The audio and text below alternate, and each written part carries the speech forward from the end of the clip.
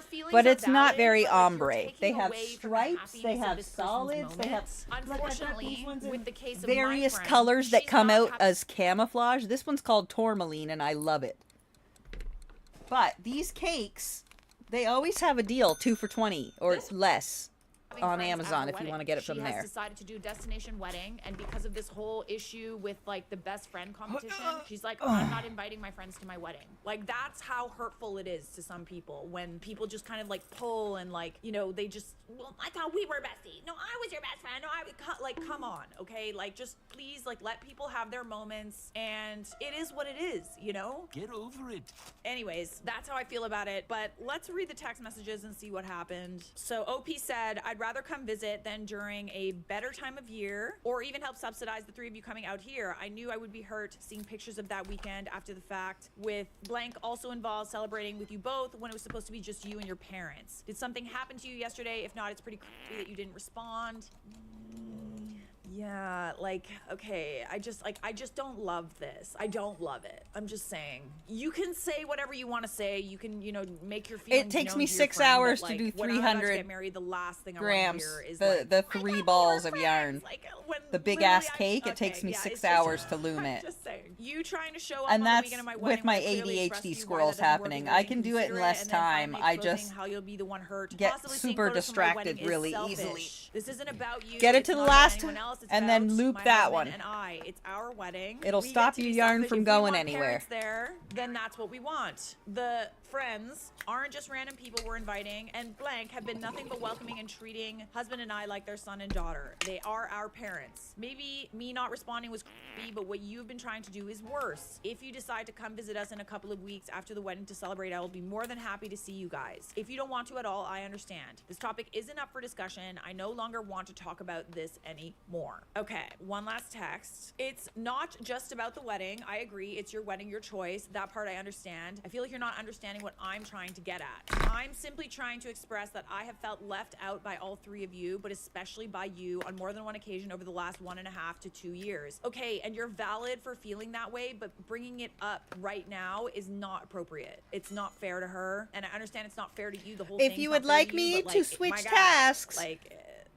chuck it up in the I'm chat. not good at I can confrontations. I switch haven't been bringing it up crafts. directly, I can and that's switch on to me. Yeah, games. you had plenty of opportunities to bring it up. You're choosing her, Right now I'm like, looming. literally I've right before got, she's like I getting said, married to tons do of it. I can Legos, speak from tons of experience that diamond she has paintings. a million other things to worry about right now. I should have said something a lot Embroidery. sooner. It feels like you only want me around when it's 100% Cross convenient for you, stitch, or 100% bead what you want to working, do. leather I understand working. that they're not random people, and your relationship with All them the doesn't stuff. inherently bother me. What bothers me is how I'm no longer seeming to be a priority, or that my efforts seem to go unreciprocated. Yeah, I mean, I hate to say it, OP. You're valid. It hurts, doesn't it? But this was not the time to bring something like this up. Like, in certain situations, you gotta, like, the let them theory, you know? Like, just let them. And I understand it's hurtful that you felt left out and stuff like that, but, like, at the same time, it's like, shit happens. And there was a different time that you could have brought this up. I would have brought it up after the wedding, honestly. But anyways, here are some of the comments. What do you mean that they can do whatever they want for their wedding to a point? There is no to a point. They can do whatever they want. Sounds like you've grown apart and you don't want to accept it. Sucks, but just move on. I hate to agree. I mean, I kind of actually miss that. Like, to a point.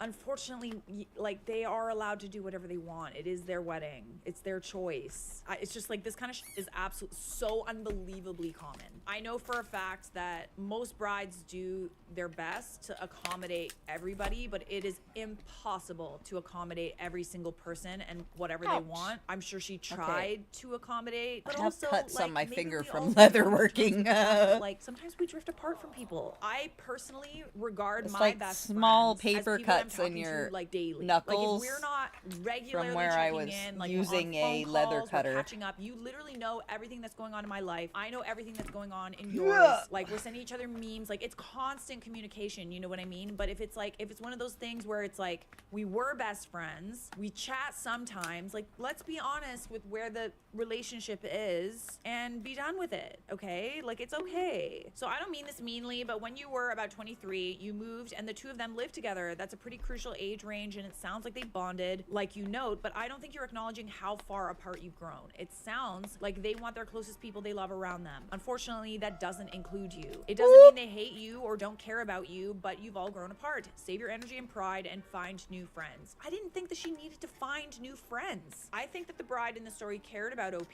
but they just weren't as close anymore. I'm sure OP would have been invited to the reception, you know? And, like, the timing of bringing it up is just really not fair. You told her you'd be upset if her close friend was involved in the ceremony. That's that's where you cross the line. That's the kind of controlling part to me. Like, if you do this, then I'm gonna be mad. Like, that's... Listen, I love you, bestie. Your feelings are valid. You're not wrong for being hurt. I think that you're wrong for how you expressed your hurt. But guys, we actually do have an update. Update. Am I wrong for being hurt that my best friend doesn't want me at her wedding? Hi, all. I couldn't figure out how to edit my original post, so I've included the link above. Thank you to everyone who gave support or kindly offered their opposing view. It helped me gain some insight into my friend's side and ways I can improve. For context, we're all in our mid-20s. The small update is that she agreed to talk to me over the phone tomorrow after I get off work. I will try to update how that conversation goes if I have time. I would like to clarify some things in the comments. I included more screenshots in this post to see the text from where I originally asked her about coming to celebrate the weekend of her courthouse wedding. This is when the initial misunderstanding happened, and looking back at the messages, I can see where the confusion came from. We both thought we were on the same page when we were not. I would like to emphasize that the only reason I asked her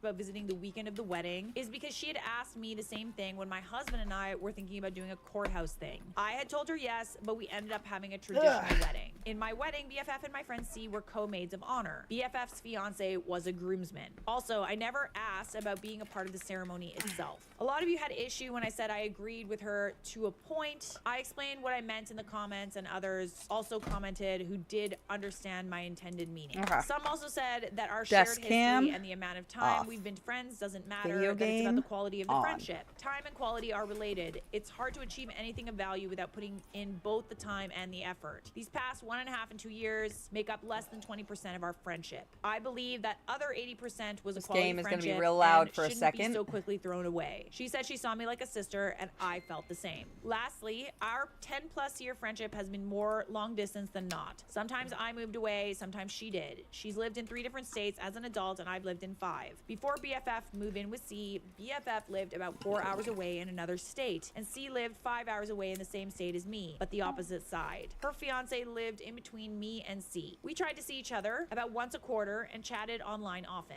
This BFF and C were previously roommates while I lived in a different state, and we were still able to maintain a certain level of closeness. Let's read the text messages. Hey, I had a question regarding your wedding and whatnot. I remember you saying you're doing the courthouse thing in January with just parents. I was thinking that my husband and I could fly out to do a mini celebration with y'all either right before or right after the courthouse thing. If you want to keep up with this, fucking game scared the crap out of me. Hold on, I'm at a doctor's appointment. I'll get back to you today. No worries, take your time. Okay, finally finished my appointment. That would be fun for you to visit. The wedding date is February blank. I don't know how long you would want to visit. We can talk more in detail about it when blank is visiting. Hey, when are you getting married at the courthouse? It was sometime in February, right? February blank. We talked about you guys visiting after the wedding, right? I was thinking we could fly out that weekend. The weekend, as in you'd fly on Friday the 20th? Yes. I still need to look at flights though to see what would make sense. Okay, so wait, so she told you, I'm assuming that this date, the wedding date, I thought we discussed you coming after the wedding when me and my new husband are settled. The timing will be better for you guys to come and spend time with us. Okay, so she's very clearly saying no. I had asked about coming to celebrate with you guys the weekend of, not just a random visit. Okay, but like unless she's expressly invited you, I don't know why I don't want to go this way. Like trying to like insert yourself though, babe. It would be one thing if she had invited you, but like even if she didn't have other friends that were coming, like she probably has plans like with her family. Yeah, you're kind of inviting yourself. Just saying. I'm being a little pushy. I'm guessing the airport is even smaller than the other one, right? It would be hard for us to fly into that one. Okay, again, we won't have time during the weekend, though. My fiance doesn't get a lot of vacation time and doesn't get to see his parents, and I'll be moving my things in boxes. That weekend will be too busy with everything. I don't want you guys to fly to visit us and it'd be a waste of your time. The best time to see us would be a weekend or two after. You could still fly into this airport. It would be something picking you up there and you guys driving to blank. And then OP says, I'd rather come visit then during a better time of year in Idaho or even help subsidize the 3 of you coming out here. I just knew I would be hurt seeing pictures of that. Okay, and I'm assuming then that's when you kind of got mad at her. Is it helpful context? I don't know entirely if it changes how I feel, honestly. Like maybe it was a miscommunication, but at the end of the day, she's also telling you like, please don't come. I'd prefer if you didn't. And you know, you can take that personally and you're valid for taking it personally, but at the same time, time, it is her wedding. So yeah, people in the comments are still saying like, yeah, you are honestly still being pushy. Like she's very clearly telling you no, and you're telling her that you're gonna be hurt seeing her pictures from that weekend. You're making it about you, okay? It's not about you. Just for future reference, everybody, like, it's not about you. Moving on. Am I the a-hole for kicking my best friend and her boyfriend out of my house? Nah. My boyfriend, now fiance, have been living together for a little over a year. We got pregnant in late 2024. In the summer of 2025, I was approximately 30 weeks pregnant with my son. I was already having some issues with my pregnancy, especially severe pain if I was standing too long, usually 45 minutes to an hour. This is important to know. My best friend and her boyfriend were in a bad situation back at his home, and we decided to let them move in with us for a little bit, with some rules. 1, when the baby comes, we need our space back. It's a huge adjustment as new parents. 2, clean up after yourselves. You're adults. 3, make sure you pay rent. A small amount, not much, $250 a month combined. Our mortgage is over $1,500. 4, get a job. Sounds pretty reasonable, but let me guess. Didn't go well. I thought these were reasonable and they agreed. They moved in shortly after. Everything was okay for about 1 to 2 weeks, and then it went downhill. Her boyfriend kept walking around the house in just his underwear, showing no respect for me or my now fiance. We both asked plenty of times to stop. He never did. Okay. They were constantly arguing and fighting all the time. They ended up screaming at each other and slamming doors a handful of those times, even in the middle of the night as my fiance and I were trying to sleep since he had work in the AM. Ooh. No bueno. This is so inconsiderate. Honestly, I cannot stand it when couples fight in front of me. Like, I hate it so much. Oh my God. Then the mess started. Stove would be left on if I left the house. Oh, okay, no, danger. Danger, danger, danger. Our table and chairs would be sitting in the center of our kitchen after they moved them. They'd leave pots and pans and all these dishes either in the room or directly next to an empty sink, not in the sink. The stove would be atrocious. They rinsed their full bowls of food in the sink and clogged it. Clothes and mop buckets would be left out. They'd mix dirty dishes with clean dishes when they decided to use the dishwasher. Oh, absolutely not. Oh my God. As a Virgo, like, I can feel my cortisol rising as I'm reading that paragraph. Okay. I, at this point, was in mid 30 weeks pregnant, was constantly cleaning up after them. Oh, bestie, no. Putting myself in extreme pain to the point that I started bleeding and puking. Oh, girly pop. Oh, no. To the ER I went. Me and the baby were fine, thankfully. Oh, yeah, no, they gotta go. I talked to them multiple times about this. It never got fixed. They never got jobs. They never paid anything. Oh.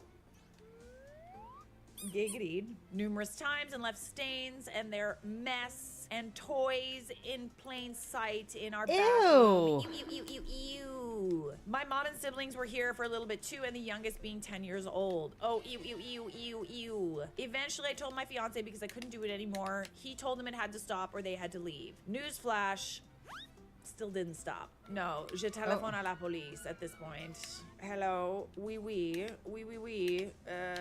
You will come and to pick up these disgusting people at my house. They are leaving shit everywhere, and the toys, and they are nasty people. And I am pregnant, and I do not want to see them anymore. Oui. All right, what am I at? Oh, 92.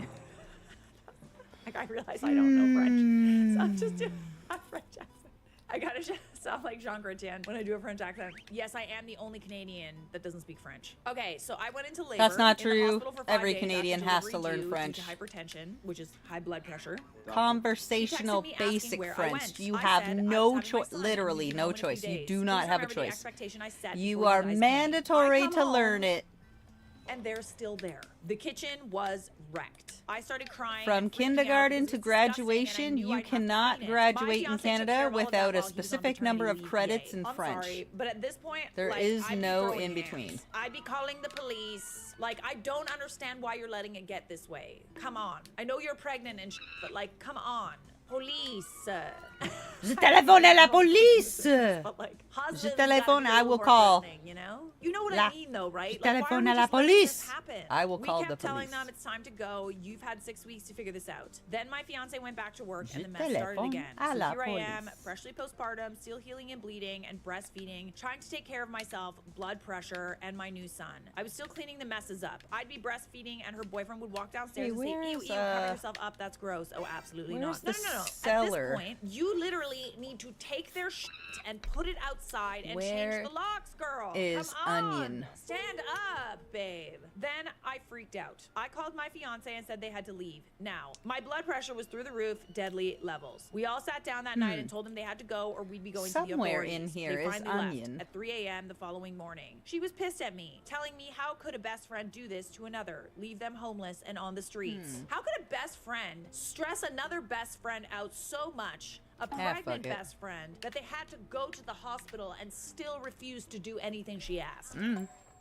I don't want to buy all am I the Onion a-hole for shit. kicking them out because they were literally gonna kill me for my blood pressure and making it super difficult for a heavily pregnant girl to live life. I don't even think you needed like the last sentence, honestly. Like, they were gonna kill me, like point blank. They were being really disrespectful, and you made rules and they didn't abide by them. So no, you're not the a-hole. Like, duh. This person is not your friend. I know, sometimes I read these stories and I'm like, what do you mean? I guess there are people who are telling OP that like she's such an a-hole, she should have stuck it out. She's in the comments and saying like, oh, I should have been patient and dealt with it because they were my guests. I should have accommodated them and do what they want. But like, why though? They're not accommodating her. That's the people pleasers that are saying that shit. But even then, like, people pleasing, like, those are just pushovers. I'm glad that they left when they did, honestly, because like you could have had a very serious situation on your hands where they're like squatters, and like it's actually very difficult to get people to leave once they're staying in your house. I'm glad that it worked out. It could have been a lot worse. I personally think that you should have had that sit down way before. But I'm glad they left and that you can live in peace now. You can have your baby and have quiet and everything. So no, you're not the a-hole. I understand you feel bad about putting your friend out on the street, but like, they really should have thought about that before they were incredibly disrespectful and didn't do anything you asked. So am I the a-hole for dropping out of my best friend's bridal party and ruining an 11-year friendship?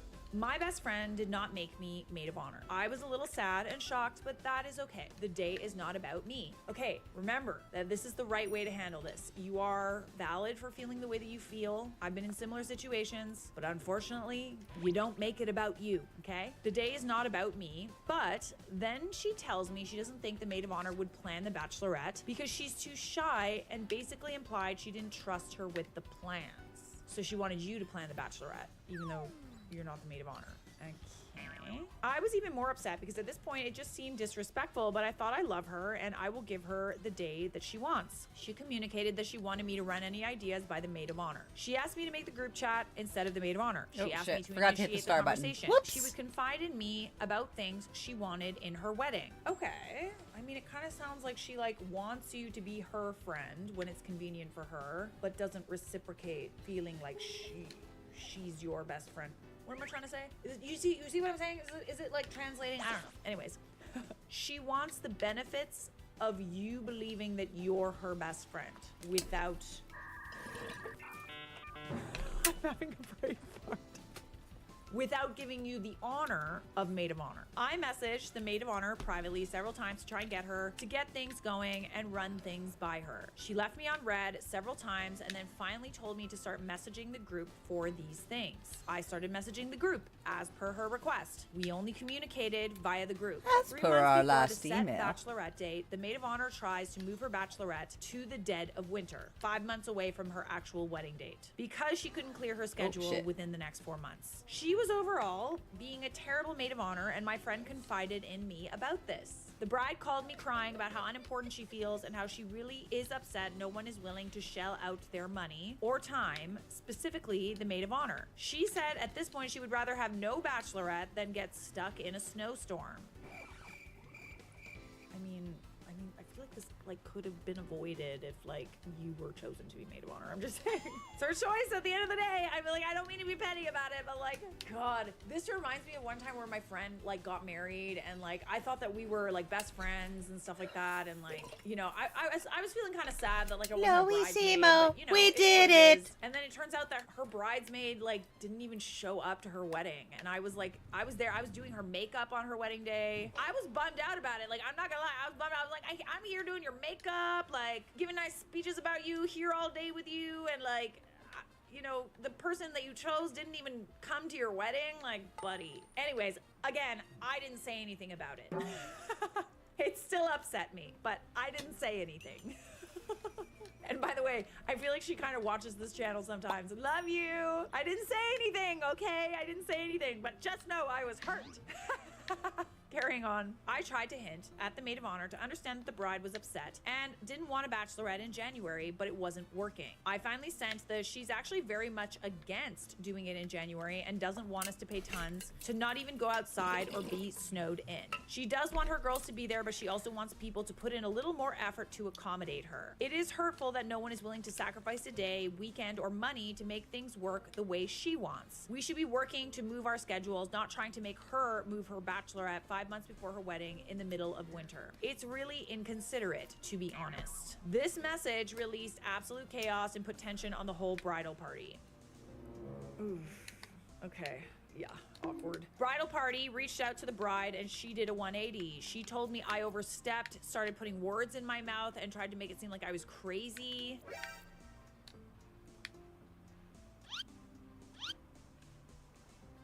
I beg your finest pardon. Were you not the only person who was looking out for her interests? She wouldn't admit to asking me to take on these roles. She acted like I made up those messages and just wanted control.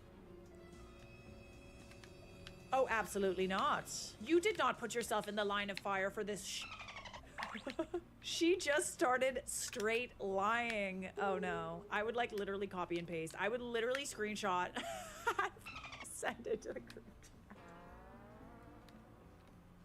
She pretended like I had been overstepping the entire time and said I was over planning. A week went by because I felt space and in person would make this conversation more approachable. I invited her out to dinner and this girl doubles down on how the bridal party has full rights to hate me and it will take time while telling me I need to get over it because it's been a week and I'm being selfish. Okay, so you need to get over it, but everybody else has time to get over it. Got it. She then starts saying I'm jealous. Oh, not the J word. That she has friends. And I'm like, girl, this has nothing to do with you having friends, but the fact that you put me in a hard situation and turned on me, that's all I'm trying to talk about. She just kept lying and making up stuff while I'm trying to have a legitimate conversation. After talking in circles at the restaurant, I sent her a text that told her it's best I step down because I don't even know who she is right now. Oh, fuck! Part of me feels shitty because it's her day, Fuck but that she guy. also is legitimately gaslighting me and pretending I made stuff up. Am I the a-hole for saying something that the bride communicated to me? Am I the a-hole for not letting the bride's betrayal go? She's kind of being really mean to you. Like, I'm not gonna lie. Like, it's one thing to like downgrade you and make you feel like you're not her friend. And again, it's like, it's her choice. But like, at the end of the day, it's like, it is what it is. I would just remove myself, you know? Like, it's like, okay, well, I'm not gonna, like, it's fine. I'm just not gonna include myself then. It's almost like she's to you about everybody else. And then she also to everybody else about you. And they're all, she's just bitching over here and bitching over there. Oh man. Yeah, I would want to remove myself. This is a very toxic kind of situation. She doesn't really seem to value your friendship at all. It's one thing to kind of like, you know, not accommodate you with regards to like, you know, she didn't make you maid of honor, okay? That's, at the end of the day, that's her choice. Sometimes it's a tough call, but I feel like you're the only person that's doing what she asked and putting her feelings first, and she's not doing the same thing for you. And it's like, I don't know, I would also kind of feel like, okay, well, I thought I wasn't maid of honor. Like, I don't know why you're like, you know, I'm just along for the ride, you know? Anyways, am I the a-hole for dropping out of your best friend's bridal party and ruining an 11-year friendship? I think in this instance, I think she's being a bridezilla, and I think that you're valid for like not wanting to be a part of that. I think there's a difference between what's going on here and like the other story in this video. Like, let's not treat people with absolute cruelty. Like, yes, we have like, it's our wedding and our day, but like, let's not be an asshole about it, okay? There's certain things that you're gonna have to be. Here gather wanderers from different planets, each with unique identities and skills. as a Eh. recruit. Being full on, like choosing a maid of honor, choosing who's in your bridal party, picking where people are sitting, choosing who to invite, etc., etc. But like, let's like past that. It's like, okay, let's not be like rude to people who are like just trying to accommodate us, you know? So I'm gonna go with not the a-hole, but oh wait, let me hang on. Let's ask the audience. People are saying post the screenshots. I agree. Watch the bomb drop. Oh, but then she'll have no friends though. I mean, you very well could post screenshots that show her talking shit about all her bridal party friends. Just saying. But like, do you want that like karma? I don't know. Is it deserved? Is that her getting her karma? Maybe, but like otherwise it becomes this vicious cycle of like, take your karma, me get my karma, you get your karma, you know? Not the a-hole. If you have any of the bride's messages, drop them in the group chat and block them all. I hope she has the wedding she deserves. Oh, fuck. Oh, no! Everyone's really petty. Garnet! Not Shit! the a-hole. She threw you under the bus and keeps doubling down. Step out of the wedding and out of her life. She sounds toxic. Yeah. Honestly, I don't even think that you need to like drop the text messages. I think that you can remove yourself for sure. I think it's going to implode on its own. I don't think that you need to do anything, honestly. Like, as entertaining as it is, the thought of it. No, but no. Okay, like, come on. Let's not stoop, you guys.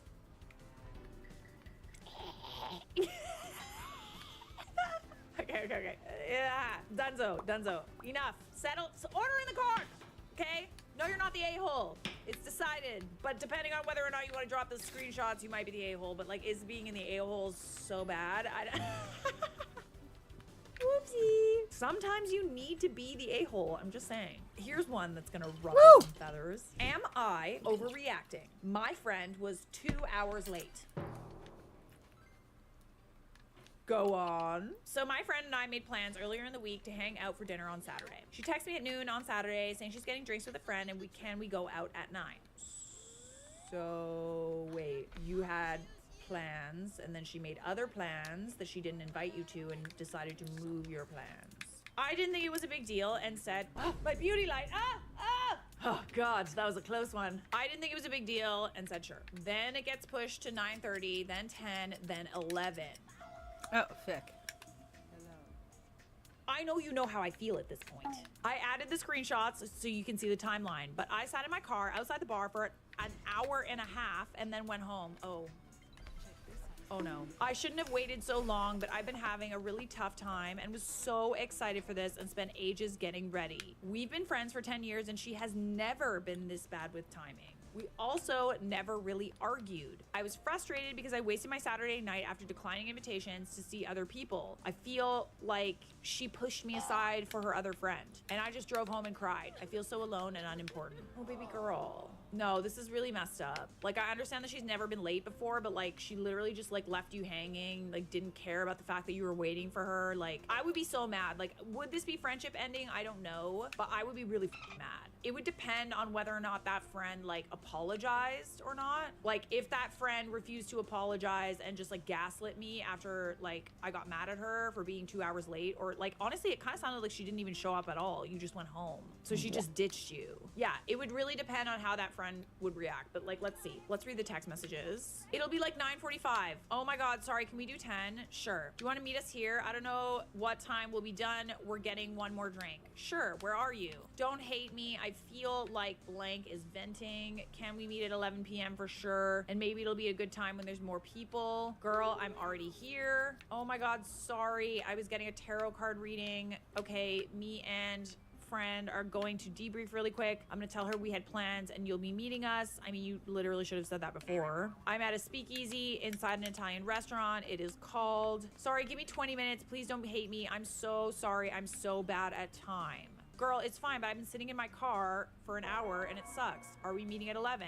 Yes. Do you want to come to this bar? Honestly, no. I thought we were going and I've been sitting here for an hour. I think I'm gonna go home. Sorry, don't hate me. I'll be there in 20. I'm driving home. Don't hate me. I'm sorry. I can come to your house if you want. For what? Are you mad? I know I f***ed up. I'm so sorry. I feel like I'm always pretty chill about being late and plan changes, but truthfully, I'm upset about tonight. I declined other plans just to sit in my car for over an hour after already waiting an hour because because you pushed it back while you bailed on me for someone else. I had a really bad week and I needed my friend, but clearly I'm not a priority to you. You are a priority, and I know I've done this many times of overbooking plans. Okay, so this is not the first time. Because I think things will work out and then they don't, and they blow up in my face, just like they did today. Knowing and thinking that hangouts with other friend are usually short because she calls the night short, I really thought that was going to be the case again. Okay. You gotta swap out to Like, the are we dad not to make telling music. Our friend, like, I don't understand how you double book. Like, how do you double So, book things? Let's just bank on the this? fact that this hangout's only going to be 20 minutes and, like, not tell her that I have other plans. No, absolutely not. Like, what the I'm sorry, you had plans already. And then when this other friend wanted to make plans with you, you should have said, hey, I already have plans. Maybe we can all do something together, but like, just so you know, like I have plans. Like maybe we could do it another day, or if you don't mind, maybe we can all hang out. Yeah, it's also the fact that like you weren't included in these other plans, despite the fact that she ditched you for those plans. You know, likey. And it wasn't. She had a lot on her mind, and I was trying to be a good friend. Then we got the tarot card. Oh reading, shit! got There's another one over there. It took longer. And Okay, again, fuck it. It just kind of blew up in my face. And I'm so sorry. I don't want you to think I'm not prioritizing you. I just need to be better and not making so many plans, thinking it's all going to work out. You know I cherish and love you so much. I have a lot of bad habits and issues I need to work on. Okay, I'm not gonna lie. I appreciate her apologizing profusely, but like at the same time, it's like this seems to be like a repeat problem with her. So like you can accept the apology this time, but if she does it again, I would like not hang out with this person. Nah, again. fuck, that's like not that it really So it's genuinely this, is that serious. You knew I was in the restaurant and sat there for an hour and a half, and you still never told your other friend that you had to go. That's a very good point.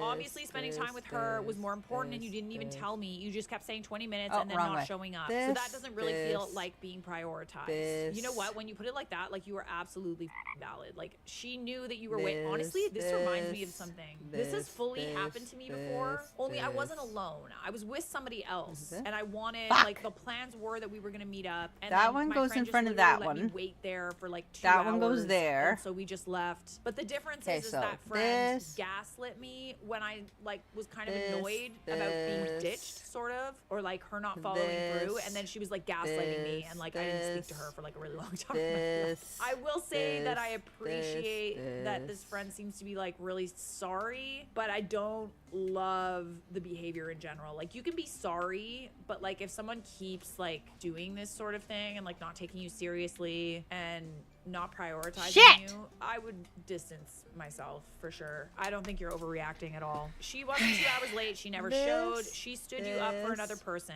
That's a very good point. She ditched you and knew that you were waiting for her the whole time. The text read she was prioritizing the other person's needs over you. You're valid to feel hurt by that. It's super inconsiderate as she knows you're waiting. I don't even understand how people are like okay with stuff like this. Like if I know that someone is waiting for me, I can't even use the public bathroom and take a shit.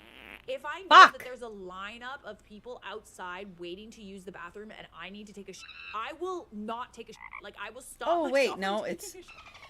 okay. And So I don't it's even know these people. one. They're random This people one I've goes there. literally never seen Okay. in my entire life again. But I cannot stand the idea of someone like needing to pee and like waiting for me to poo. No. And then, oh my god, and then they have to use the stall after me and it stinks. Oh my god, no!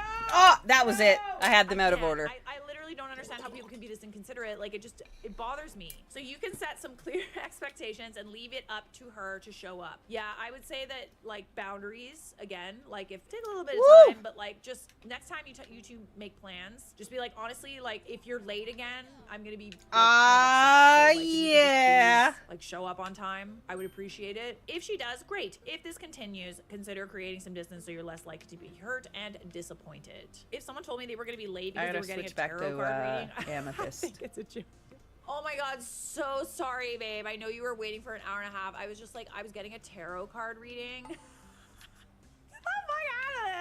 Oh my god, that is super funny. Yeah, I wouldn't say you're overreacting at all. I would argue that you're kind of underreacting. But yeah, set some boundaries, and if she does it again, reconsidering this friendship. Am I the a-hole for ending a 35-year friendship because my friend is getting married before me?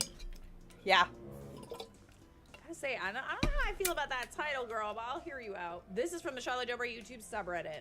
I, 50 female, am marrying my partner, 47 male, of over 10 years next year. We've been planning this wedding for about 2 years. Second marriage for my fiance and I. We will be having a destination wedding to our favorite place, May 9th, and then a few months later, a reception at home. Our wedding is planned to be a very small affair with close friends and family. Someone I have known most of my life, I'll call her Becky, 51 female, asked to officiate our wedding, as this is something she does and loves doing. However, my best friend asked if she could and obtained all the legal documents to do so. About a year and a half ago, I told Becky that my best friend would be doing the officiating. She proceeded to cry and tell me how hurt she is, how much it matters to be invited, and said when she got married, she wanted me to officiate her wedding no matter what. So, feeling like an a-hole, I caved and invited her. I did not plan to, but I didn't want drama, unironically. The time between now and then, she's not RSVP'd and has not even opened an email invite, yet continues to make comments about the fact that they will be there. Fast forward to this fall, Becky gets engaged with her longtime partner of 4 years, Tommy. First marriage for Becky, second for Tommy. Becky has befriended a friend of mine, Sarah, 38 female. Becky informed Sarah of their wedding date, January 2026, at her favorite place, too early. making it a destination wedding. And they will have a reception in town in April, a few months later, like me. She's also planning a bachelorette party the week after mine. She asked Sarah to specifically not tell me the dates, maybe just to keep the destination wedding secret, but she's not sure. Clearly, Sarah told me. During all of this, I still haven't received an RSVP for anything. Mutual friends, mind you, our mutual friends are friends I have introduced her to, are stating how with my bachelorette party, wedding, and reception, they've had 2 years to plan and save for the wedding parties and wedding presents. But now this rushed wedding of Becky's feels financially straining. There's also questions about why everything is being rushed and has to be done before my wedding date. Ooh.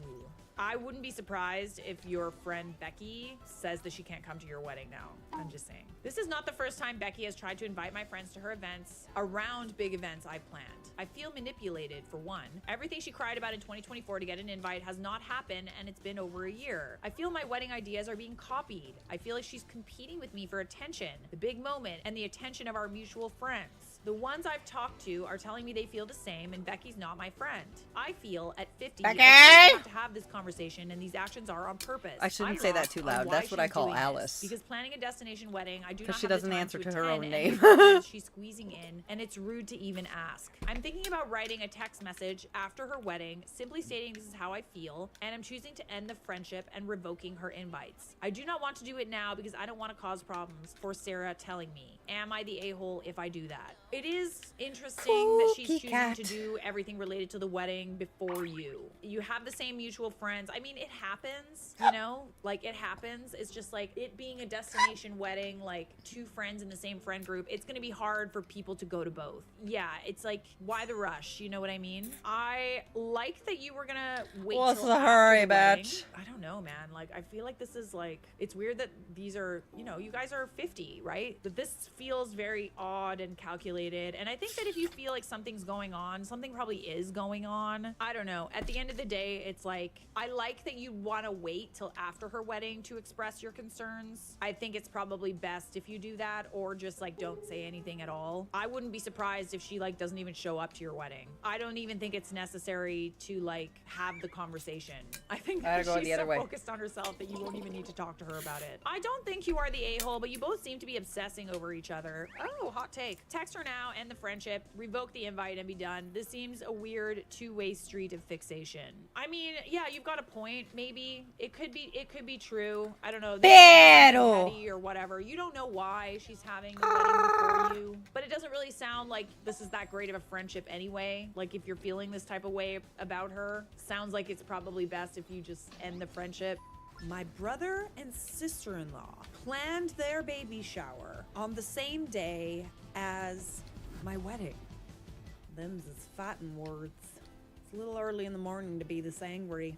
This story was posted in the Charlotte Del Rey YouTube subreddit. Hey Reddit, boy oh boy do I have tea for y'all. I, 25 male, met my beautiful fiance, 25 female, in September of 2024. I moved from my state to her state 3 months after we met so I could be closer to her. We got engaged in July 2025, exactly 10 months after we met, and we set the wedding date for March 14th.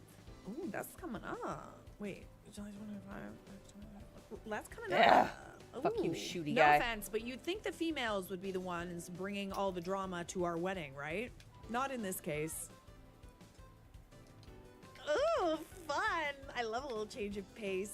My two older brothers, let's call them Dumb, aka Jay, 36 male, and Dumber, aka Pat, 33 male, have brought nothing but drama to my wedding.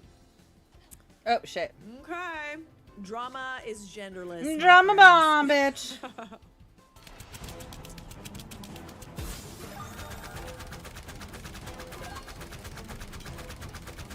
Fucking games. I asked both of my brothers to be groomsmen since I was the best man in Pat's wedding and also in Jay's wedding.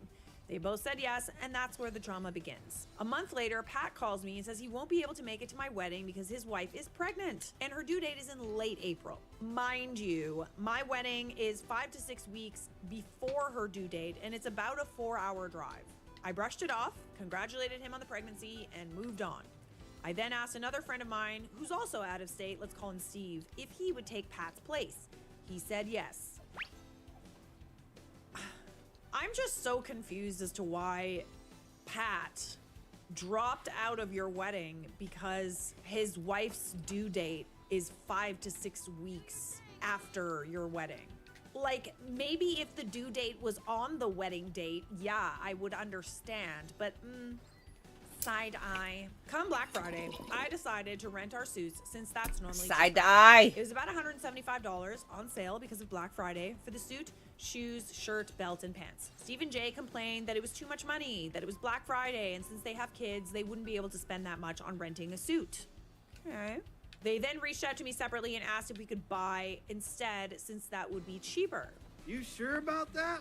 So I gave in, and suits, shoes, belt, shirts, and pants came out to a total of $250. So much for buying being cheaper. Fast forward to January, my fiance and I decided to have a joint bachelorette trip in the mountains since we figured it would be more fun with more people. The girls would do their own thing during the day, the guys would do their own thing, and we'd all do a group activity together in the evening.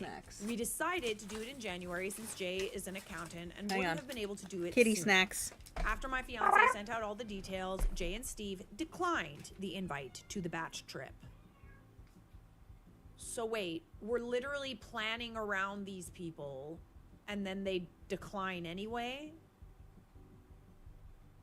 With friends like these, who needs enemies?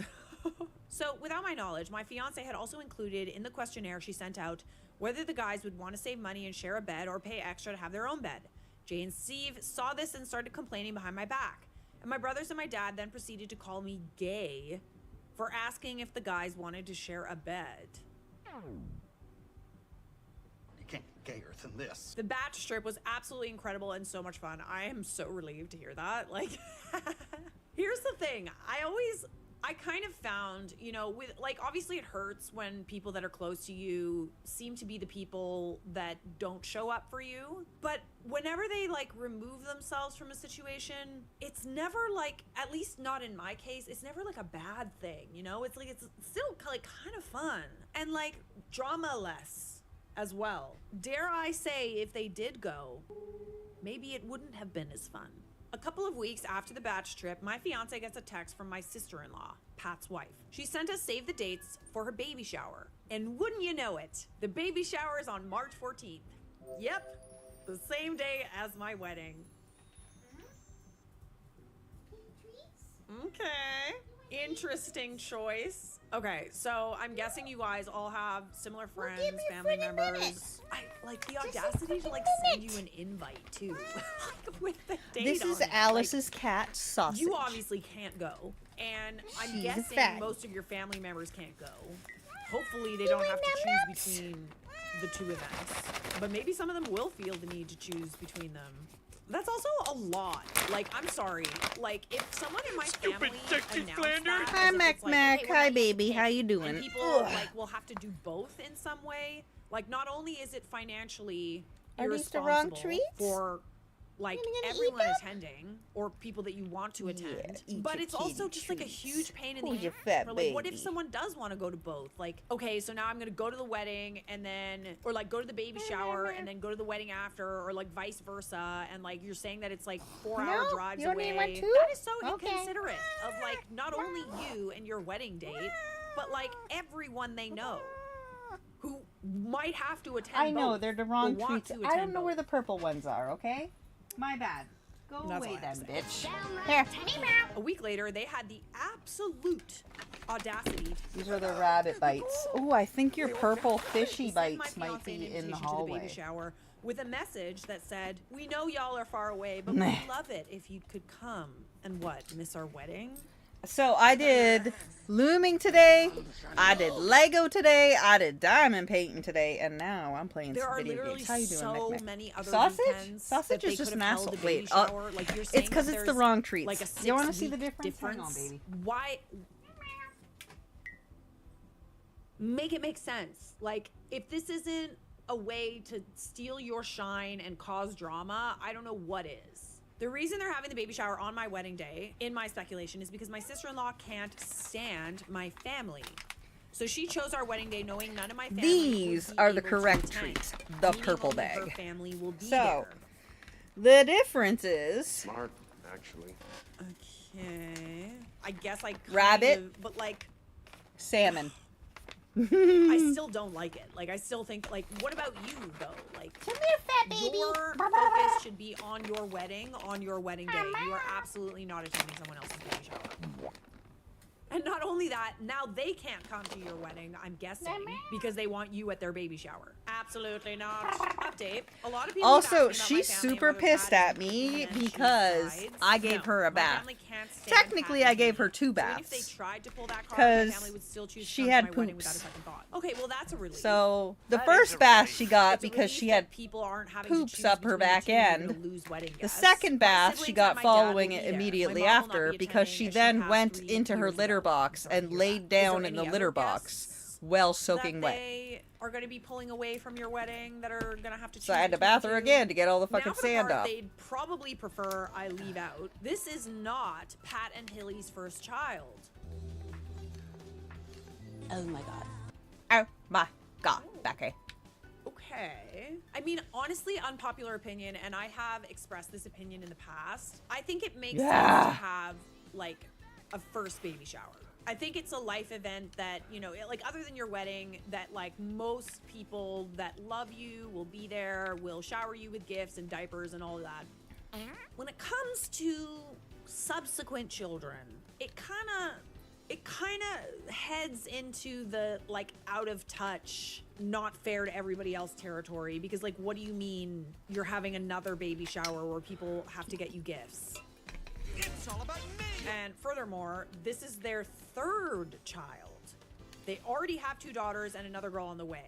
Hilly has had 0 complications with any of her pregnancies or deliveries. This is not an emergency, not a crisis, and not some tragic circumstance. It's a conscious decision to hijack attention. Oh, and shit, yes, too it's early. exactly as selfish as it sounds. No, it 100% is incredibly selfish. Because, like, what do you mean you're having a baby shower for your 3rd child? Like, I don't know, maybe I'll feel differently once I have kids, but, like, me personally, I would feel No, so easy, Mo. uncomfortable. We Like, did I it. already felt uncomfortable with, like, Anyway, the yes. concept Also, of, like, Sausage is an gifts in asshole. addition to, like, She people doesn't taking like time out of their anybody day but and work Alice. schedules to, like, come to She my is wedding. perpetually I specifically said on our cranky. wedding website, gifts were, like, not a requirement. Please, just your presence is a present. I would feel personally so uncomfortable with the idea of asking people to give me a gift for my 3rd child.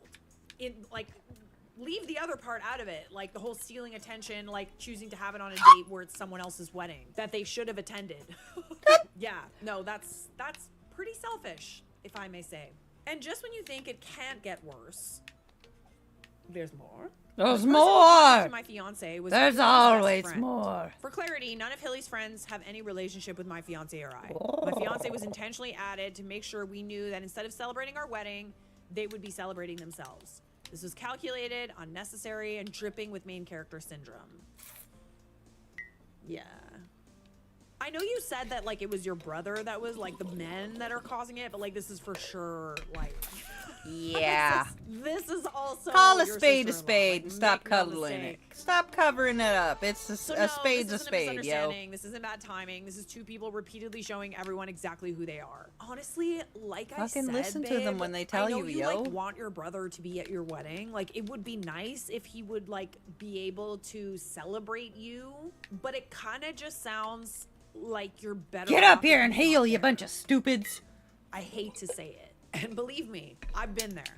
I've been there. But like, I think it's probably for the best. You know, let them have their baby shower. Let everybody in the family talk about how awful they are for choosing to do it on the same day as your wedding. Like, they're embarrassing themselves at this point. Like, everyone can see it. Like, I'm not, like, I'm objective here. I don't know the relationship between your brother and your family, or your sister-in-law and your family. I don't know any of that. But like, the choice to have their baby shower on the day of your wedding says a lot. Like, them's is fighting words. Them's fighting words. So, to quote Bugs Bunny. I have longed to hear those words. I love you say that. I know you love you when I say that. You need to say it again. I was talking to my dad last night, and shockingly, the baby shower fiasco came up again. Oh, there's a big surprise. Turns out Pat and Hilly went over to my dad's house on Saturday, my condolences, and he confronted them about why the baby shower was scheduled on my literal wedding day. Pat immediately played dumb and claimed he had no idea it was on my wedding date, and proceeded to claim that it was the only day they could host the shower. Be so for real. Which is hilarious, considering he knew the date when I asked him to be a groomsman, and when we got the save the date, Hilly openly admitted she knew it was the same day as our wedding, so yeah, that was a lie. That was a lie. For some background, because this behavior didn't come out of nowhere, back in August 2025, when I asked Pat and Jay to be my groomsmen, we were on a family vacation. Normally, my dad buys the groceries for these trips and doesn't expect anyone to pay him back. This time, before we even arrived, Pat and Hilly decided to go rogue, bought groceries for everyone without telling us, and then informed us we owed them $70 for each person / couple. No discussion, no heads up, just a Venmo request. Interesting. That's very interesting. So kitty treats. When your dad buys free groceries, they'll take it without complaint and seemingly forget. When they buy groceries, they want to be paid back immediately. Got it. At the time, my fiance and I had just gotten engaged. I genuinely couldn't afford it, especially since I had already paid my dad $450 for our share of the Airbnb, which is normal in my family and something we plan for months in advance. What I did not plan for was a surprise $70 grocery bill for food I didn't ask for and didn't know existed.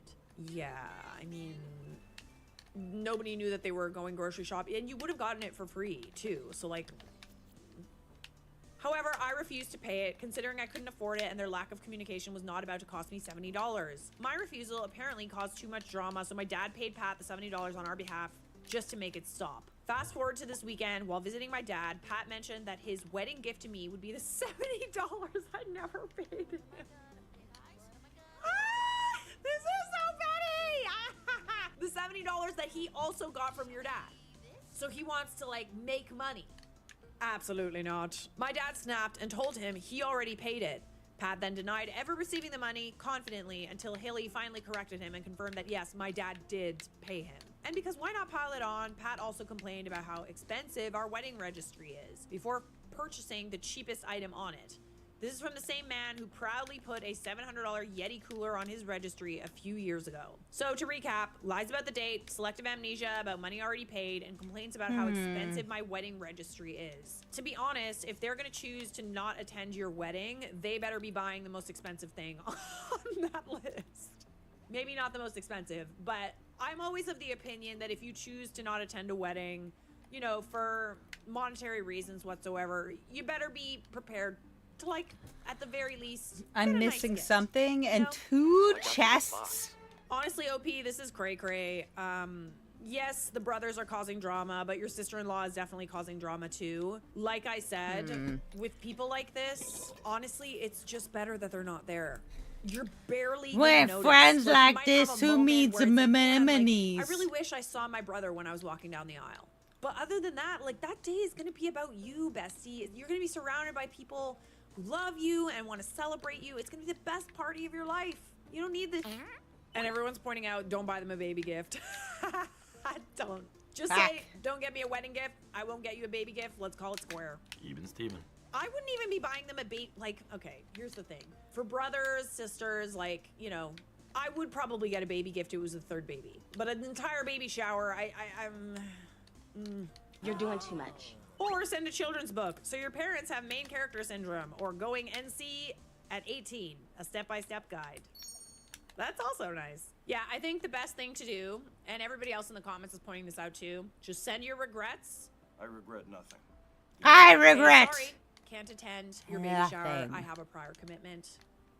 lots of love, enjoy your day. And that's it. R.I.P. Don't react, don't get a rise out of them, and just kind of go low contact, I think, for a bit. Because, like, in this lifetime, you only have one wedding. If you have more, whatever. But, like, you know, you plan to have, only one wedding, right? That's what everybody wants. Speak to yourself.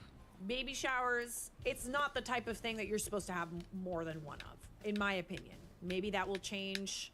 My opinion might change. I still feel weird about it. And certainly not a baby shower, a third baby shower on a conflicting date where they are supposed to be at your wedding. Like, they consciously chose to not be there for you on your wedding day.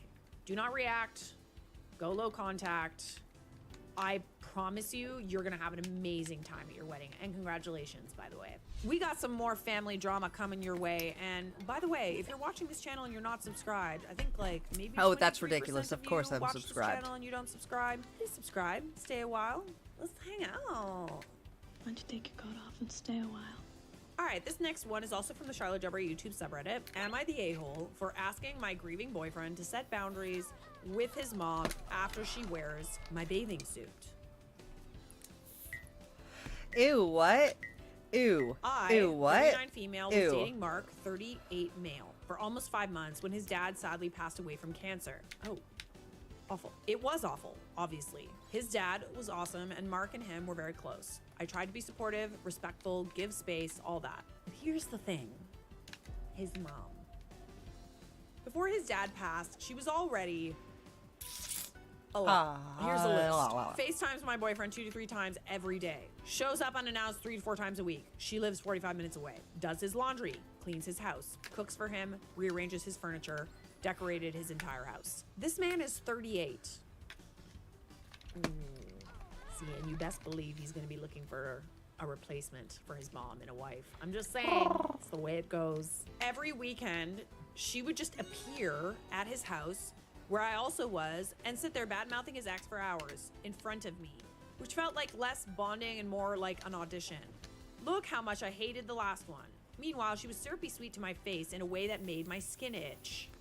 There's something about that that's like, makes me wonder if she's syrupy sweet to your, like when you're not there. Fast forward, his dad passes. I'm walking on eggshells because grief is brutal and I'm not a monster. One day, while I'm not there, she goes into his house and wears my bathing suit in the not a random spare, my bathing suit. I only find out because she takes it home with her to wash it.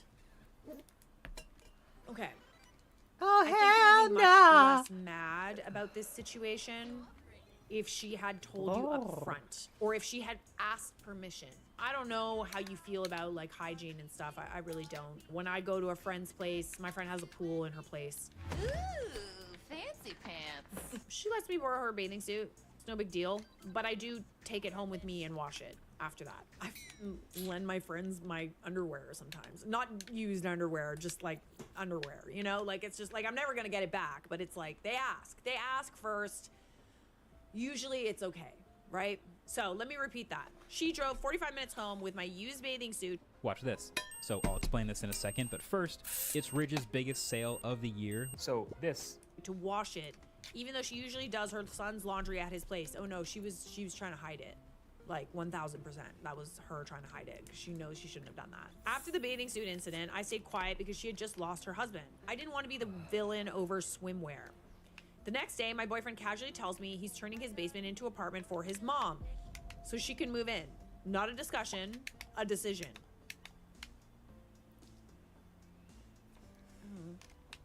I took a few days to process, and then I asked to talk calmly. I said I understood she's grieving, but before she moves in, he needs to set boundaries. I think that's quite reasonable. I mentioned how intense things are already, and that her wearing my bathing suit without asking made me uncomfortable. He got defensive immediately, took her side, and told me to leave. Then he gave me the silent treatment for 2 days. And after that, he dumped me by text. It hurts, but honestly, if asking for basic boundaries ends a relationship, it probably wasn't much of one to begin with. Here's the thing, guys. I know I always talk about preaching, you know, boundaries and, you know, like standing your ground. When you feel uncomfortable about a situation and like people are kind of walking all over you and all that kind of stuff, like I have issues with it too. But it's also because the people that I set boundaries with are used to that. They're used to me not having, like, letting them do whatever they want. And unfortunately, when you set boundaries, you are going to lose people. You are going to lose people. People that don't respect your boundaries, okay? They don't respect you as a person. I think all you're doing is asking your boyfriend to just, like, you know, we're gonna be sharing the same space. There needs to be, like, some boundaries here. And he doesn't want to do that. So get rid of him. He probably worships his mom, like, you know, she does everything for him and stuff like that. But he picked his mom over you at the end of the day. Barf. The good thing that happens when you set boundaries Marry with her people ass then. is that they're actually much less likely to f around and find out. You know?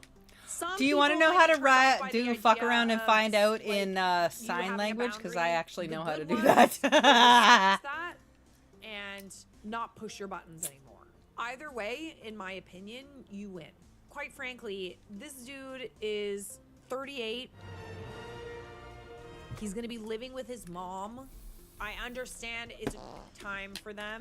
Let him figure it out, you know? Like, it's not gonna be easy. Like, I don't think it's gonna be... If I was dating a 38-year-old man and I went over to his house and I found out his mom lived in his basement, like, I'm sorry, but, like, that would be, like, a hard pass for me.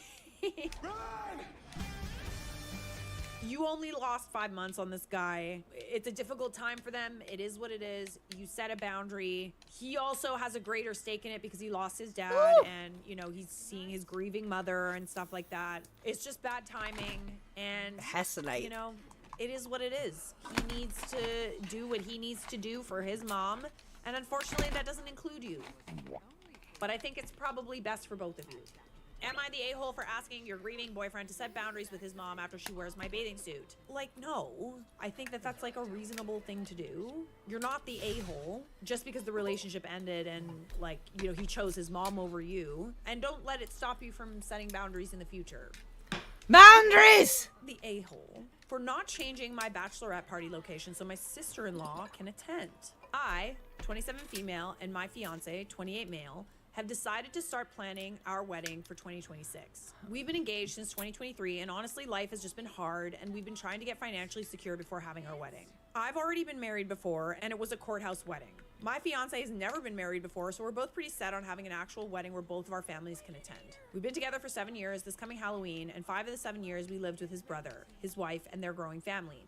They went from 0 kids to basically a football team within 4 years. My brother-in-law, let's call him Mike, and his wife, let's call her Katie, are in the bridal party as a groomsman and a bridesmaid. Mike is very stuck in his own ways and is very narcissistic. If it's not his way, it's not happening.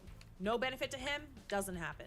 Everything is his, nothing was ours, and Katie, deep down, I don't believe is like that, but I believe Mike has rubbed off on her and she's just adapted. We finally get out on our own and are growing our own family. My son, 9 years old from a previous marriage, and the son we have together. He proposed in September of 2023 after spending his last dollar on my ring.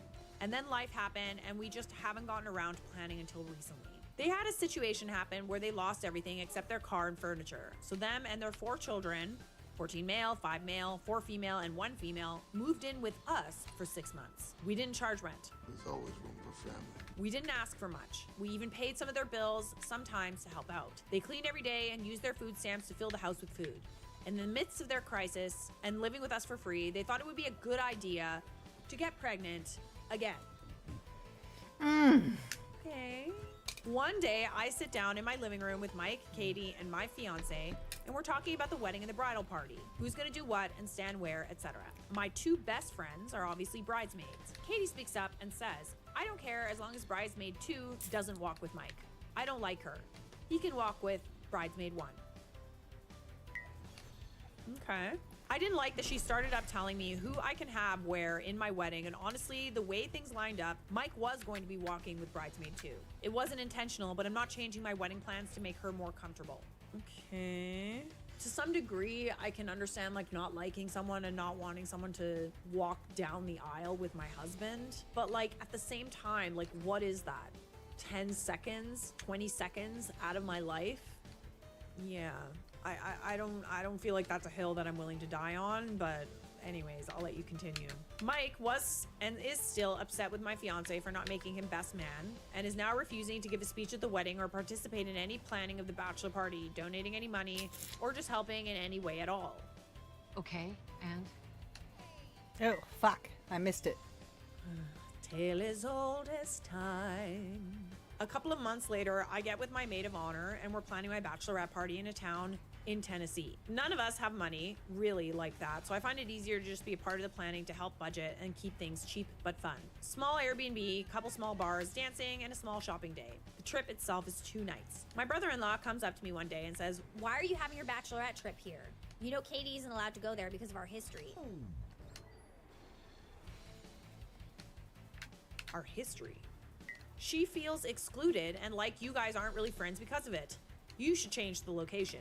And gave me a list of locations his wife is allowed to go to. I beg your finest pardon? Allowed? What do we mean by allowed? Like legally is she not allowed to go to the state or something? Or do you just not like it when she goes there, sir? For context, these two have tried to control every aspect of my wedding. Who stands where, who wears what, where the wedding is. Mike even tried to turn my wedding day into a music video shoot since we have the property rented and we should use it to the fullest extent before we leave at the end of the night.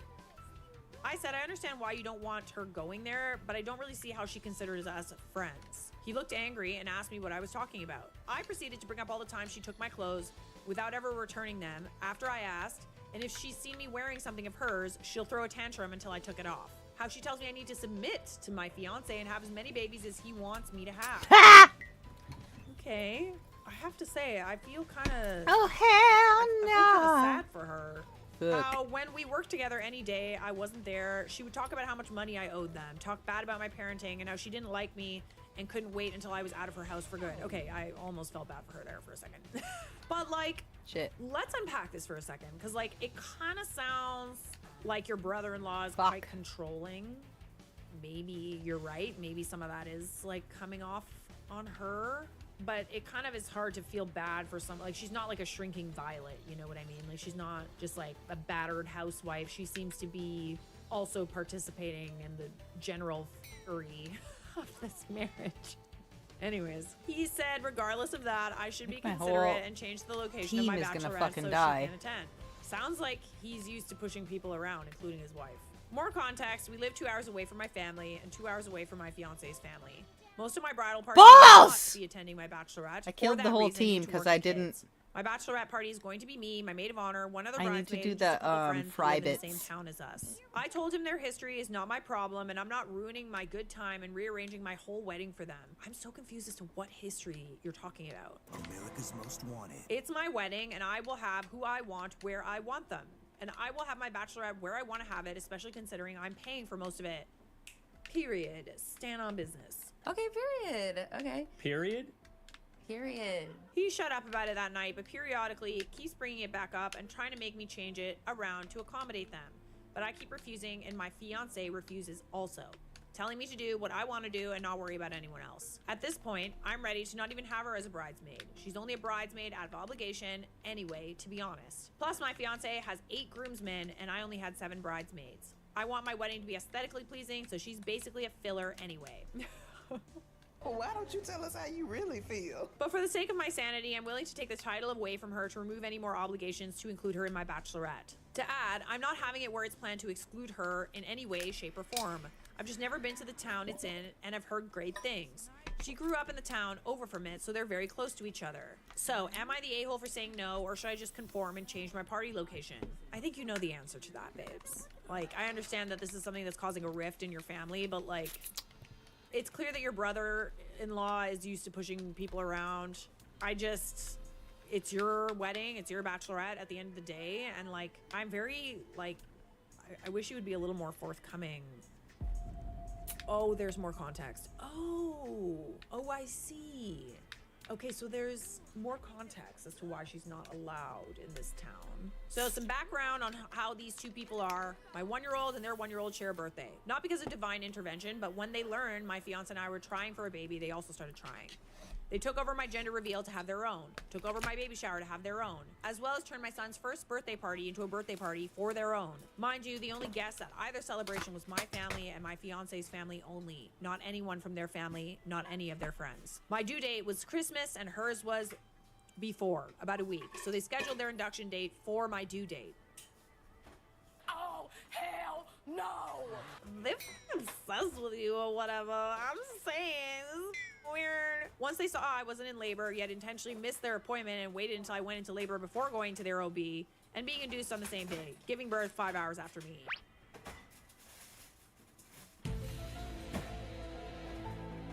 What in the flying is this? What the This is the most ridiculous thing I've ever heard in my life. Boulder Dash. Who are these people? They're weird. It's not just about them trying to control or determine what happens on my wedding day. It's about them refusing to let anyone have attention anywhere and making sure it's about them every day, all day, and everything they do. Honestly, I don't know how you're around these people. Like, this is like they're literally stealing your life. So, small update. A bunch of people in the comments are suggesting that you just demote them and have them be guests. They're not going to like that, just FYI. So, OP is going to speak to them about the change. We'll add an update after we talk.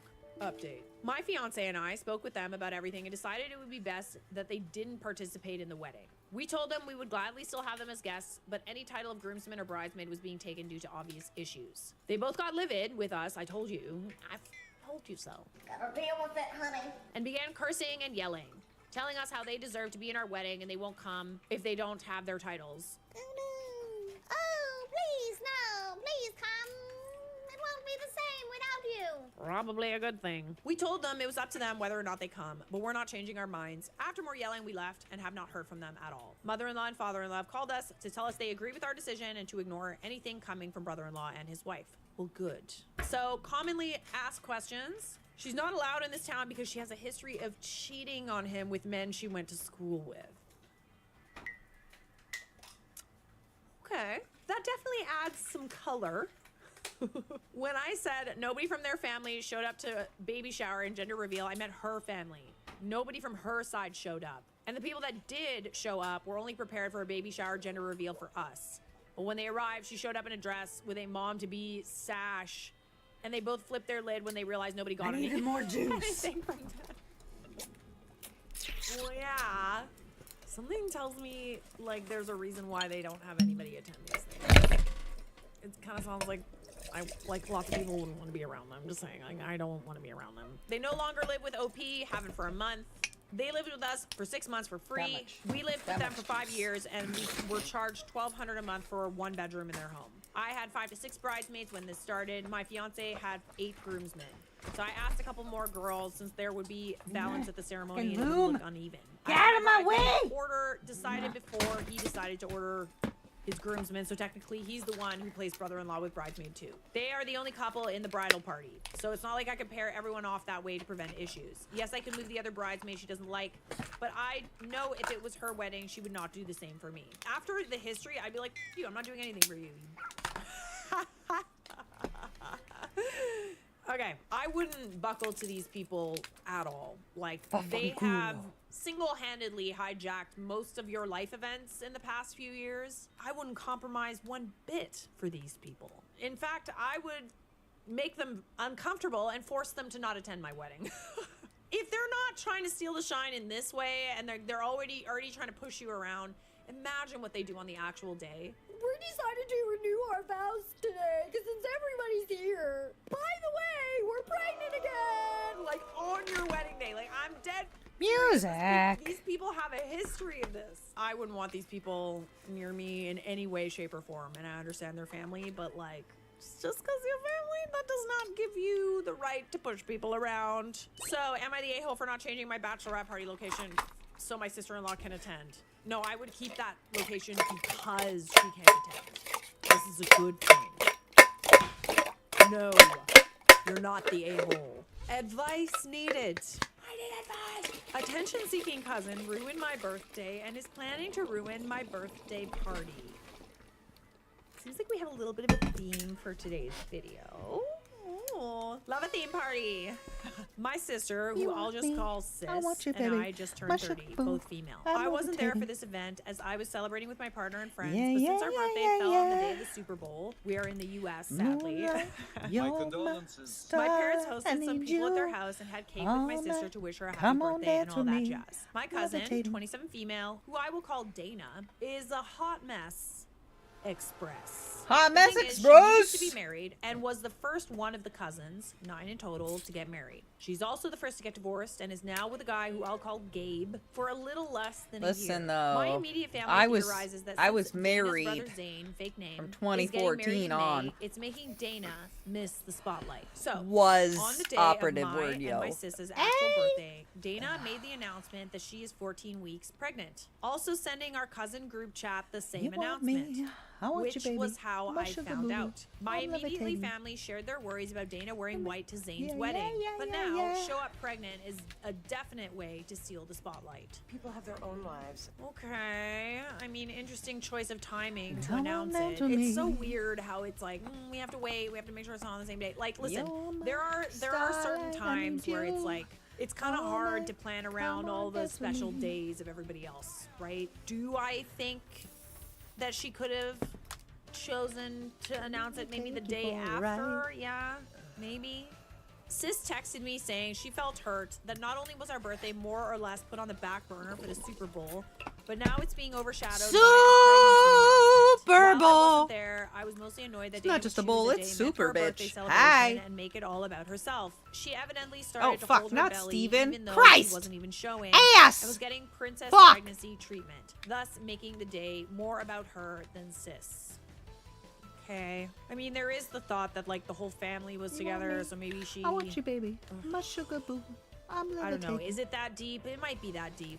You know your family better than I do. I don't I know. need you.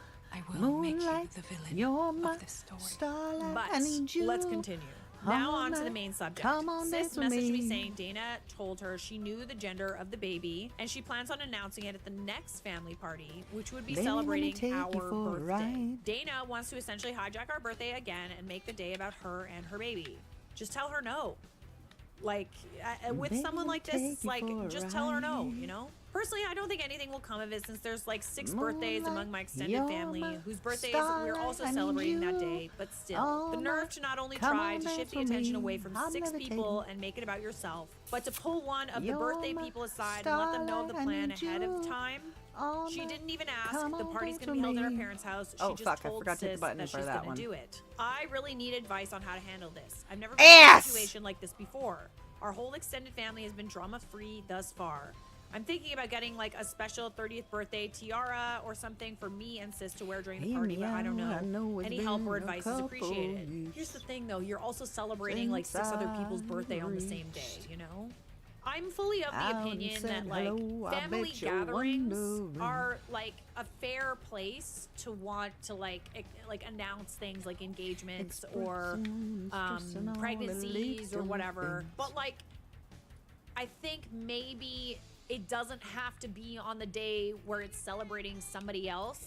Like I was recently at a baby shower. I was sitting next to a woman who, you know, we were having a great time chatting away, like, but I noticed that she didn't order alcohol. And I was like, oh, that's interesting. I mean, I clocked it like right away. She got like non-alcoholic champagne or something like that. And we're just chatting and stuff. And I, you know, was also talking about starting a family, etc., etc. Don't get excited. We're just like thinking about it. Oh, fuck.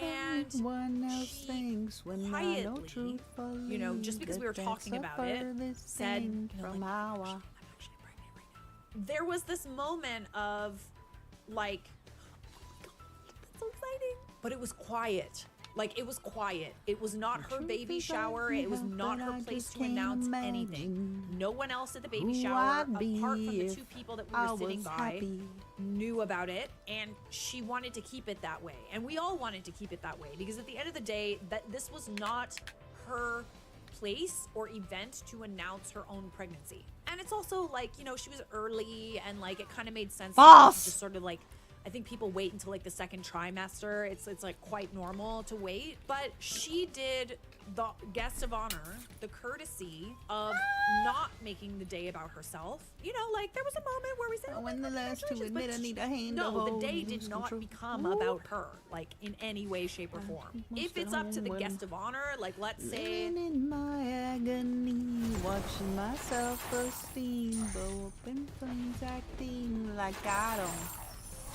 Fuck!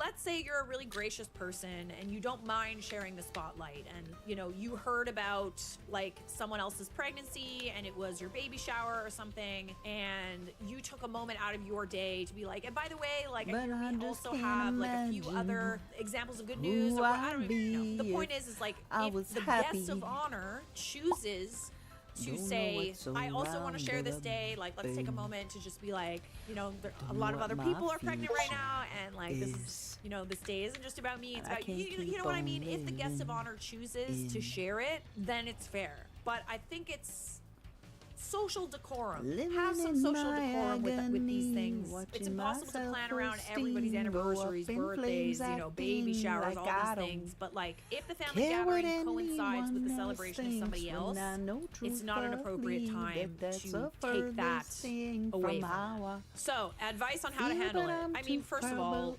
like, I would send your cousin a text. Communicate. Maybe not you, maybe the person that she told.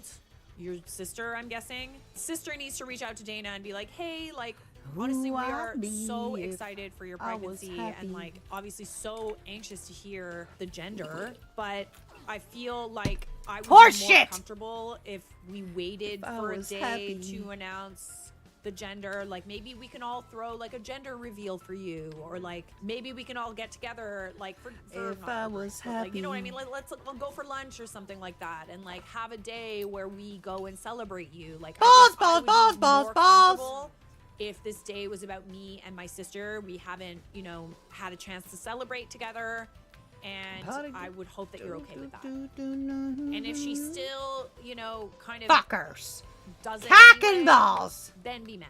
Okay, so this was another thing that I was wondering. OP added, like, when your cousin announced her pregnancy, did she wish you guys a happy birthday? I'm curious about that, and OP had answered this. Because my memory's sporadic, I want to add, Sis is the type of person to be the first to wish someone a happy birthday in our cousin group chat. On our birthday date, nobody had said anything, which kind of stung. It wasn't until after Dana had made her pregnancy announcement that others started to congratulate her and also wish us a happy birthday. Kind of update. I've been loving all these petty ideas. I've read all the comments and I've been quite tickled by the replies. Ooh, maybe I should head down there. Head down into the comment section. There's only two things to do. One, make your birthday party a pub crawl and apologize to her for not being able to attend on the account of the baby. Two, go all out, theme your birthday something like horror movies or zombies versus wizards. Heavily encourage heavy makeup, people going all out. Tell them there'll be a prize for best dressed. If your cousin tries to do anything to hijack any photos she takes, will be of her surrounding gory things trying to eat her and her stomach.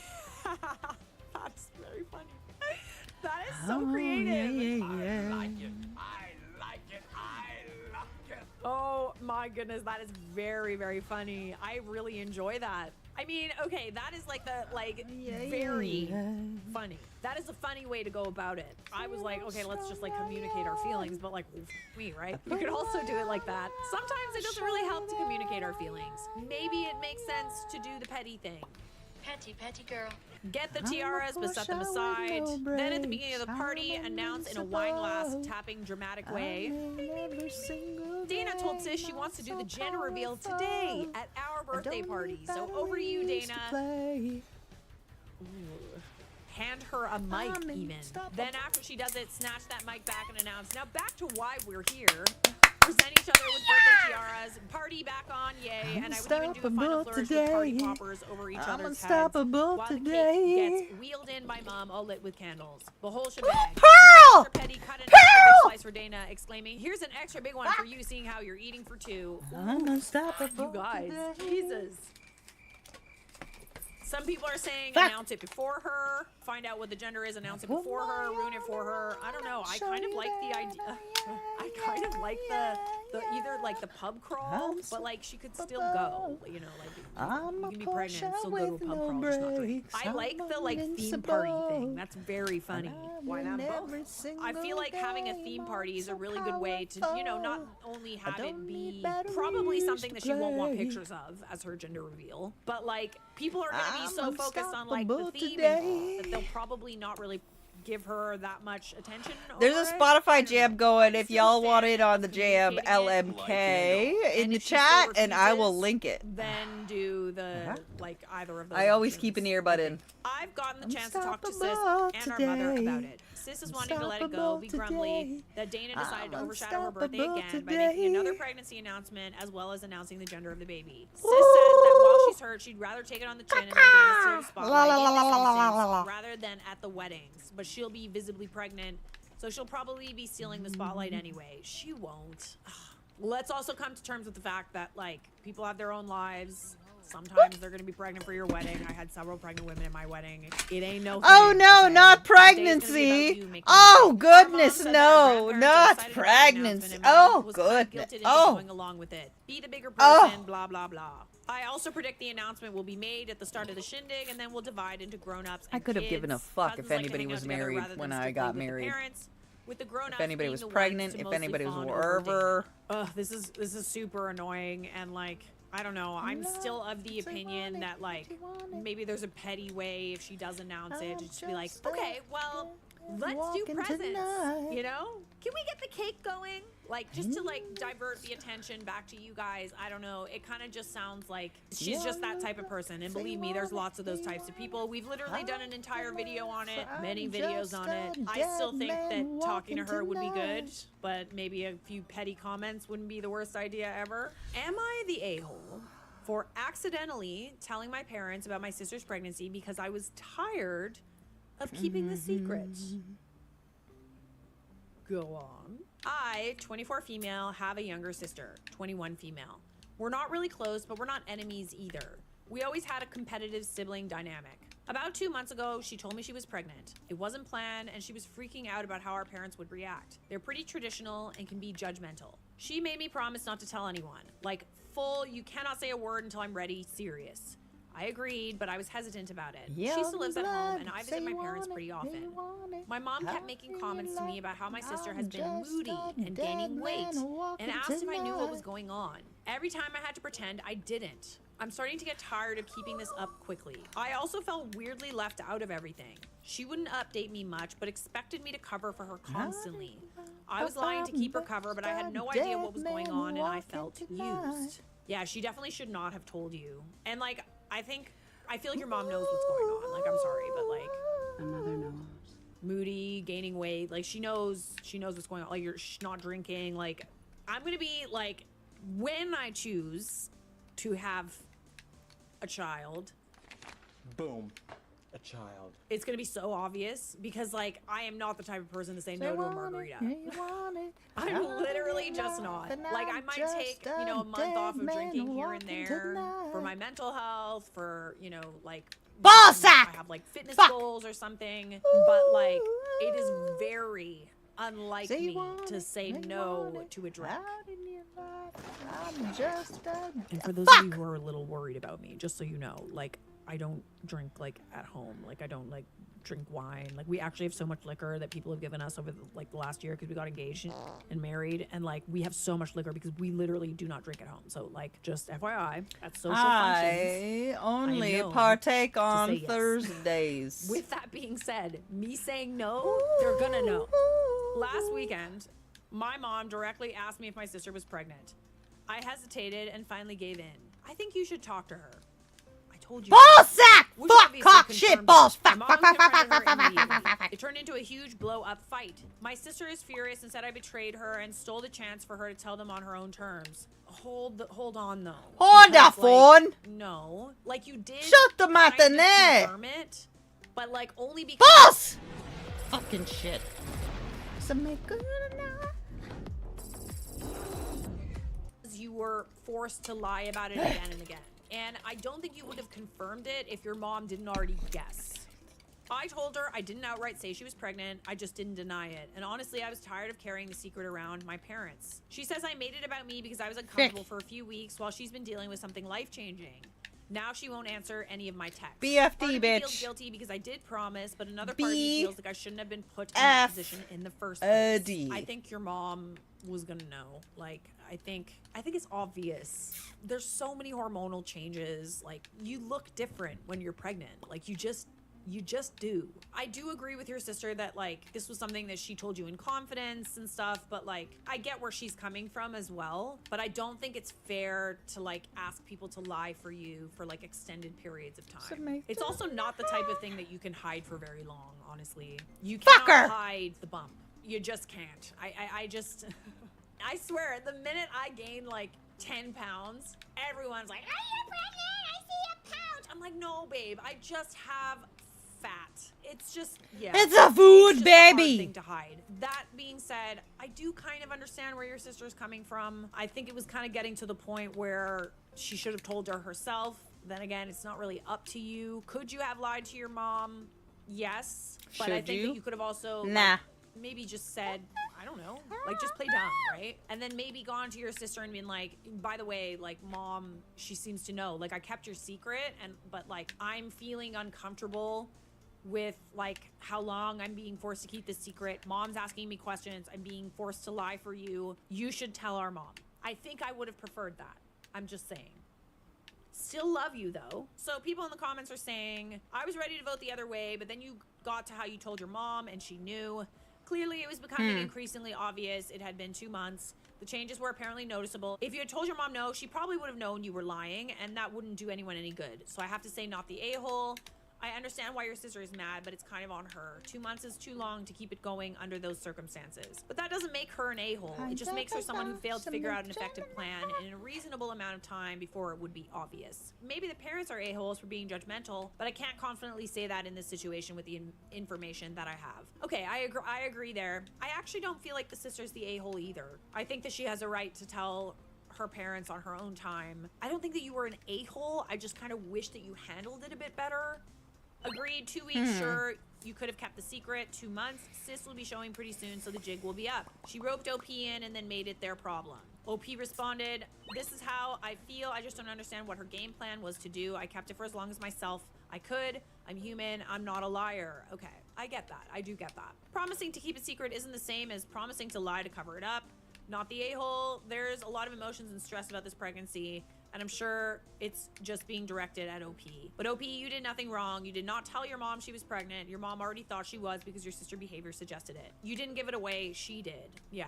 No, I would agree with that. She's definitely directing her anger toward you. I don't think you're the a-hole. I don't know if she's the a-hole either, honestly. It was just an unfortunate situation. Could you have sort of like said to your mom, like, oh, I'm not sure, I don't know. And then like gone to your sister and been like, by the way, like, I think mom knows. Like, I didn't tell her, but like she came to me and said this, like, you should probably tell her soon. And like, if you want me to help you find a way to tell her, switch to Pearl? Let's do that. My personal opinion. Not the a-hole, but could have handled it a little differently, if I may say so. That's the end of the video. Thanks for watching. Subscribe! Oh my god, thank you so much. Instead. That way your niece can still come to the wedding. Before everyone asks...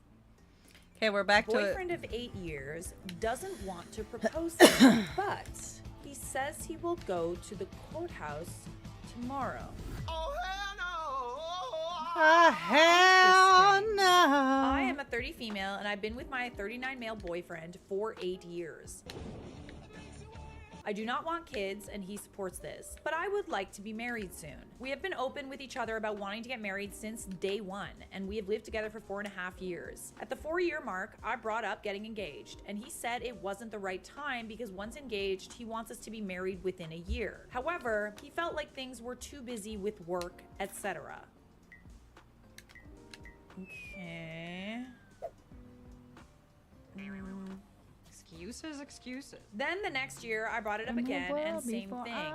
Year after that, we were talking about rings, and I showed him the $1,500 ring I wanted on Etsy. He liked the design, and I sent him the link, but I didn't set a timeline or anything. But he seemed hesitant and said he wanted a perfect proposal. Why do you have to come up with every excuse in the book? I told him it doesn't need to be an extravagant proposal and could be very simple. Last year, oh god, another year has gone by. Ooh, he comfortable. Last year, I brought up this topic again, and he said the proposal was too much pressure and would rather skip ahead to the wedding. This is very low effort. So even though I didn't completely understand his hang up, he's a very confident and non-anxious man, I started looking up wedding venues and getting excited. Then he shut it down and said it was too much and to ask him in 6 months. Oh, hell no, girl. Absolutely Hell not. no. I waited 12 months because he got injured around the 6-month mark. Oh, no. Lately, he's been having more issues with me. Doesn't like my new hiking and backpacking hobby. He feels I don't prioritize him. Says he's an afterthought and that this was an issue in his last long-term relationship too. And bringing up problems I thought we solved from years ago. He's looking for a reason to not marry. Just friends, if you didn't know, I am very gay. I am super pansexual. Very patient. You don't expect much. Like, it is full ass sarcasm when I say that. He wants to do, and he's not respecting that. He's kind of pushing you around. He has high expectations. I'm starting individual therapy to work on myself because I'm feeling like I'm not good enough. Buddy, if anyone is not good enough and has to work on themselves, it is him. So it's one more secret, the Steven and 2 more. To, wait. Like him needing time. Is it and 2 now or 3? it's your turn to have high 2 expectations. more chests. You need to be okay with leaving. And tell him that. Tell him that you're not interested in continuing unless you've got a ring on your finger. Last week, I brought up engagement and marriages in couples therapy and how I'm worried he's not going to commit to me because he isn't happy and has all these issues with me. He got super upset and defensive and said he's dreading the proposal but excited to be married to me. He said he'd go to the courthouse tomorrow, but he basically said, Scale your marketing with Base 44 Super Agent. No setup time. It was born ready. Before I am a man, was a creature and there will not be a proposal. Will remember before I forget. Before I forget. But that's what you want. Listen, proposals can make people like a little bit anxious. Like, didn't he say that he wanted to do like this big proposal? And now he doesn't? He always has a million excuses. He's robbing you of a proposal. He's robbing you of a wedding that you want. It's so low effort. I really don't like it. I even said he could propose on the couch at home, but I just want him to ask. I don't want to ask. He even brought up an excuse saying I don't like to wear rings, which is true because I work with my hands for my job, but I've said for many years I will wear the engagement and wedding rings, but maybe put a silicone ring on at work. Our therapist suggested we try focusing on just the marriage part. It was a really frustrating conversation. I appreciate my boyfriend reassuring me that he wants to be with me and is serious about marrying me, but after I waited another year to bring this up and then have him get so mad and make excuses, I'm really questioning things. I know he loves me and I've accepted he's stubborn, but I don't think I'm being unreasonable for wanting a proposal. You are absolutely not. Like, does he forget how to human? What makes him so nervous? Like, what about this is so like nerve-wracking? Girls are yucky. Like, I understand wanting it to be perfect and stuff like that, but like at the same time, you've been together for a long time. You say that, you know, this is the person you want to be with. You're not worried about her saying no. What is the issue, buddy? It hurts to hear he's dreading the proposal. Yeah. Plus, it's a tough pill to swallow knowing there won't be a proposal when I made it clear I want one. I'm in a weird spot because now anything I do or say moving forward in relation to wedding planning will feel like I'm forcing him. No, this is not. How should I proceed? Going to the courthouse after all of this doesn't make me feel right, but maybe I need to change my mindset. I also don't think he will take initiative and ask me to go to the courthouse. No. You are letting too many things kind of slide. You're doing too much for him and not worrying more about like what you want. And I understand you've been with this guy for a long time. If the idea of like proposing and marrying your person and declaring it, like you don't have to declare it in front of the whole world, but like if that idea scares you and you're dreading it, like might not be a good fit. I'm just saying. On Reddit, I see other couples skipping the proposal, eloping, and being happy in their marriage. Yeah, but maybe that's also what they want. It's not necessarily what you want. I also see lots of posts advising women to leave the relationship. I have some friends saying let go of the proposal and other friends saying my boyfriend is on thin ice. Looking for some kind and honest feedback. Thank you. I could understand like wanting to like elope or like, you know, doing something very small if that's what you want. You've done what he wants for a very long time and now it's your turn to get what you want. Put yourself first. The irony of this post like coming up right now, like I have a friend, I absolutely love his girlfriend, like absolutely love her. They've been talking about getting married. He's like very set on her, but he keeps kind of like dropping the ball when it comes to like proposing. Like he's a little bit of a space case, like I'm not gonna lie, he's a bit of a space case. Space case. Someone thought to have his brains floating somewhere in space. We love him, but he's a bit of a space case. She's gotten to the point where they were supposed to move in together and she's literally refusing to move in with him until he proposes to her, which does kind of like, he had plans to do this like big grand proposal that meant something to her and stuff like that. And it does kind of force him into a situation where he's not going to be able to do those big grand plans anymore. Like it's like location specific. So they would have to go to the place where he was planning to do it. And now she's kind of like, well, no, like I'm not waiting around. And like knowing that he wants to propose, like I'm just like, okay. But at the same time, she's also putting her foot down. And she's like, not. And she should, quite frankly, because he has dropped the ball and it's been 3 hairs past a freckle now. The really, really good ones, they stand on business and they're not willing to accept less. And you have to be willing to put yourself first and know that you will not accept less than you deserve. And if he's not willing to give you what you deserve and what you really, really want, then he's not the right guy. Like, I'm just saying. Sorry, OP, I'm not liking the looks of this. You've been very clear about what you want, but instead of finding ways to give it to you, your boyfriend is stalling, making excuses and breadcrumbing, oh, the breadcrumb part, by saying he wants marriage but doing nothing about it. All he's offering is a functionary courthouse marriage, and it's clear you'd like at least a little more, a nice proposal and a ring, which isn't unreasonable. Sit down and put on the defensive when you try to discuss this with him. You're making yourself for less and less, trying to appease him. Yeah.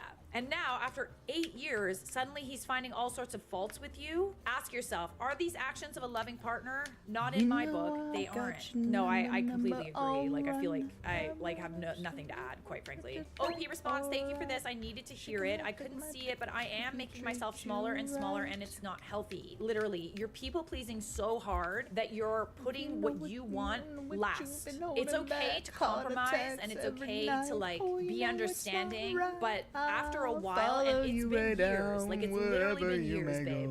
I'll follow you way down to your deepest After a while, he's also not putting what you want first. Wherever we do have an update. We broke up 2 weeks ago. I did call his bluff, but he said he wanted to ask my dad for permission and not elope right away. The next morning, I had a bad gut feeling about eloping, and I felt like I was pressuring him into it. When I told him how I was feeling, he said, either we elope or you'll have to wait Let me be clear, I was not the one that suggested the fucking wedding. Buddy is very, very good at setting boundaries, but not good at, like, respecting other people's boundaries. There were other issues in the relationship, which a lot of people highlighted in the comments as the main problem here. I started to really reflect on those issues and wrote a pros and cons list. I was wearing rose-colored glasses and saw how many red flags I ignored. Long story short, he confronted me about being distant and asked if I wanted to break up. I said yes, and then he gaslit me into thinking the problems I listed were not problems. He said he would do anything to stay with me and even said he would propose.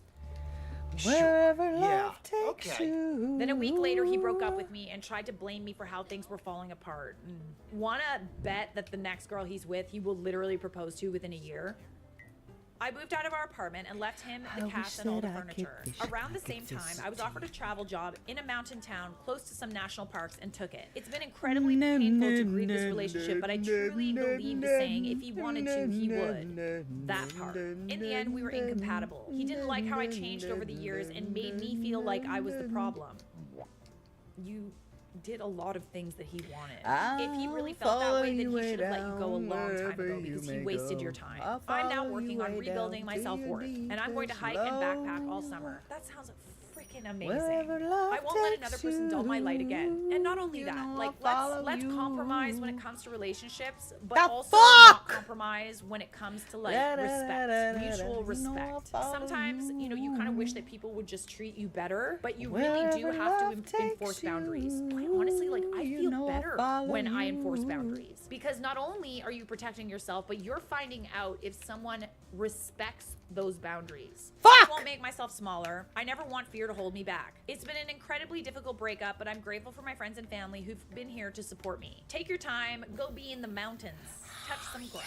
But when you're ready to get back to it, have a really clear picture on what you want, and anyone that's not giving you what you want, or kind of like half doing it, you either set a boundary or end it. People respect people who set boundaries. You have to demand respect. I know I did it at the beginning of Mike and I's relationship, and it was the one time that I did do it and set a boundary and said, I'm not Going out with you unless it's a proper date. and he did. And here we are. Am I the a-hole for letting my girlfriend stop coming over in the mornings after my mom's friend complained about her showering? My girlfriend works 12-hour overnight shifts, 7 p.m. to 7 a.m. After work, she sometimes comes to my place to shower and sleep. She usually arrives at around 8:15 a.m., takes a quick shower by 8:30, then crashes for the day. Here's where the issue comes in. My mom's long-term friend, who rents the basement, complained that the sound of the shower at 8:30 a.m. woke him up. Fuck. Isn't that like when people normally shower? That's actually like a little later than people normally shower. Like, I'm just saying, like, I shower like early, like 7:30. My mom passed that complaint along to me and asked if my girlfriend could avoid showering until everyone is awake. How is she supposed to know that? Pizza No, homicide. dude, she literally just worked a 12-hour shift in the middle of the night. She now has to sit around and wait for everyone to wake up so that she can shower. Hell and no. I told my girlfriend, and she felt uncomfortable continuing to come over, understandably, in my Duh. opinion. After working all night, the last thing she wants is to feel like she's disturbing people just by taking a basic shower before bed. So she decided not to come over in the mornings anymore. She didn't cause drama or make a scene, just quietly adjusted. I mean, fair enough, but like, I still find that a little weird. Like, I think that your mom's long-term friend can shove it. I later told my mom what my girlfriend decided, and she got upset not because of the shower, but because my girlfriend chose to stop coming over in the mornings. My mom insists it wasn't her intention, but from our perspective, One more asking someone not chest, to one shower more after a night question mark. shift pretty clearly sends the message that their presence is disruptive. For context, I also pay rent in this house. My mom's friend has lived here for years and pays rent too. We all share the space. It's not like my girlfriend was being loud or unreasonable, just taking a 5 to 10 minute shower in the morning, which seems pretty standard. Now my mom is upset with me, but I feel like I handled it fairly. I passed the message along, my girlfriend made a calm and mature decision, and now somehow I'm caught in the middle. There is the thought that she could have showered after she fell asleep, but who wants to like lay like dirty in a bed? I feel like you could have definitely pushed back. Like, she didn't have to take that as nobody wants her there. You could have definitely pushed back and been like, my girlfriend literally just worked a 12-hour shift. It's 8:30 in the morning. She can shower. Paying rent or not paying rent is like, the rest of the world is awake. It's not like she's, you know, in the middle of the night, like causing a ruckus. 8:30 a.m. is not early to be showering. Most people have to be at work by 8 and would be showering at 6 or 7 a.m. Literally, like, I shower at like 7:30 in the morning or something like that. Buddy, like, wear earplugs. Your mom should have shut down the complaint and not brought it up to you if she didn't want your girlfriend to act on it. Weird, but you are not the a-hole. You could have pushed back, but your mom also could have too. That's very unreasonable. Yes, his mom should have shut it down, but also this derpy OP should have shut it down before passing on such unpleasantness and an unreasonable expectation to his girlfriend. Mom receives complaint, passes it to you, your girlfriend handles the complaint in fairly unselfish and mature way, and your mom is mad. Yeah, sounds about right. In my opinion, no time is the wrong time to shower. It's a basic human need, and society runs 24/7. People leave for work and come home at every hour. It's selfish to expect someone to just adjust their schedule for you when they're doing something as basic as showering. As long as they aren't making excessive noise, it shouldn't matter if it's 2 p.m. or 2 a.m., literally. And like, also, it's not like she's coming home and like playing loud music. It really is a basic need, especially after a very long shift overnight. Like, make it make sense, because this is what weird, dude. Everyone mark this as an everyone sucks. I mean, I think OP sucks and the mom sucks and the like tenant also sucks. The girlfriend does not. I'm done with Korean food. It makes me angry. I feel like she handled that quite well and didn't like blow up or anything, like wasn't rude. She just like quietly removed herself. I don't think the girlfriend sucks, but everyone else sucks. Do better. We got one more juicy little story for you. Juice! 24 female, boyfriend, 27 male, booked our tickets for a different day. I'm tired, frustrated, and contemplating breaking up with him. What would you do in my place? Break up with him. Hell yeah. I, 24 female, had been dating my boyfriend, 27 male, for 2 years, long distance. We don't live together, but due to our demanding jobs, we try to see each other at least 3 times a month. Overall, I can say many positive things about our relationship. However, things took a turn a few weeks ago, and I can't seem to forgive him. For context, I'm very much a type A person. I need everything planned and to be in order. Can relate. However, since I'm always planning things with friends, boyfriend, or at work, I get worn down pretty quickly and it takes a toll on my mood. He is, on the other hand, very laid back and goes through life with a it is what it is attitude. I am like low-key kind of jealous of people like that. So naturally, it has always been me who's been planning activities, booking places to stay, sightseeing, and holidays all throughout our relationship. A year ago, boyfriend got me tickets for my favorite artists and I've been excited ever since. I still had to book transportation, hotel, and plan activities, but I didn't mind as long as we could go see the artist in time. Spoiler alert, we missed the concert because boyfriend booked the tickets for a different day and we couldn't get a refund. We didn't think to like check the date on those tickets. Safe to say, I have never been more disappointed in my life. I still feel physically, emotionally, and financially drained and that I can't rely on him. All he had to do was book the tickets, which he did, but then not even tell you the right date so that you could then go and probably spend thousands of dollars on this trip. Did he apologize? Like, what did he do?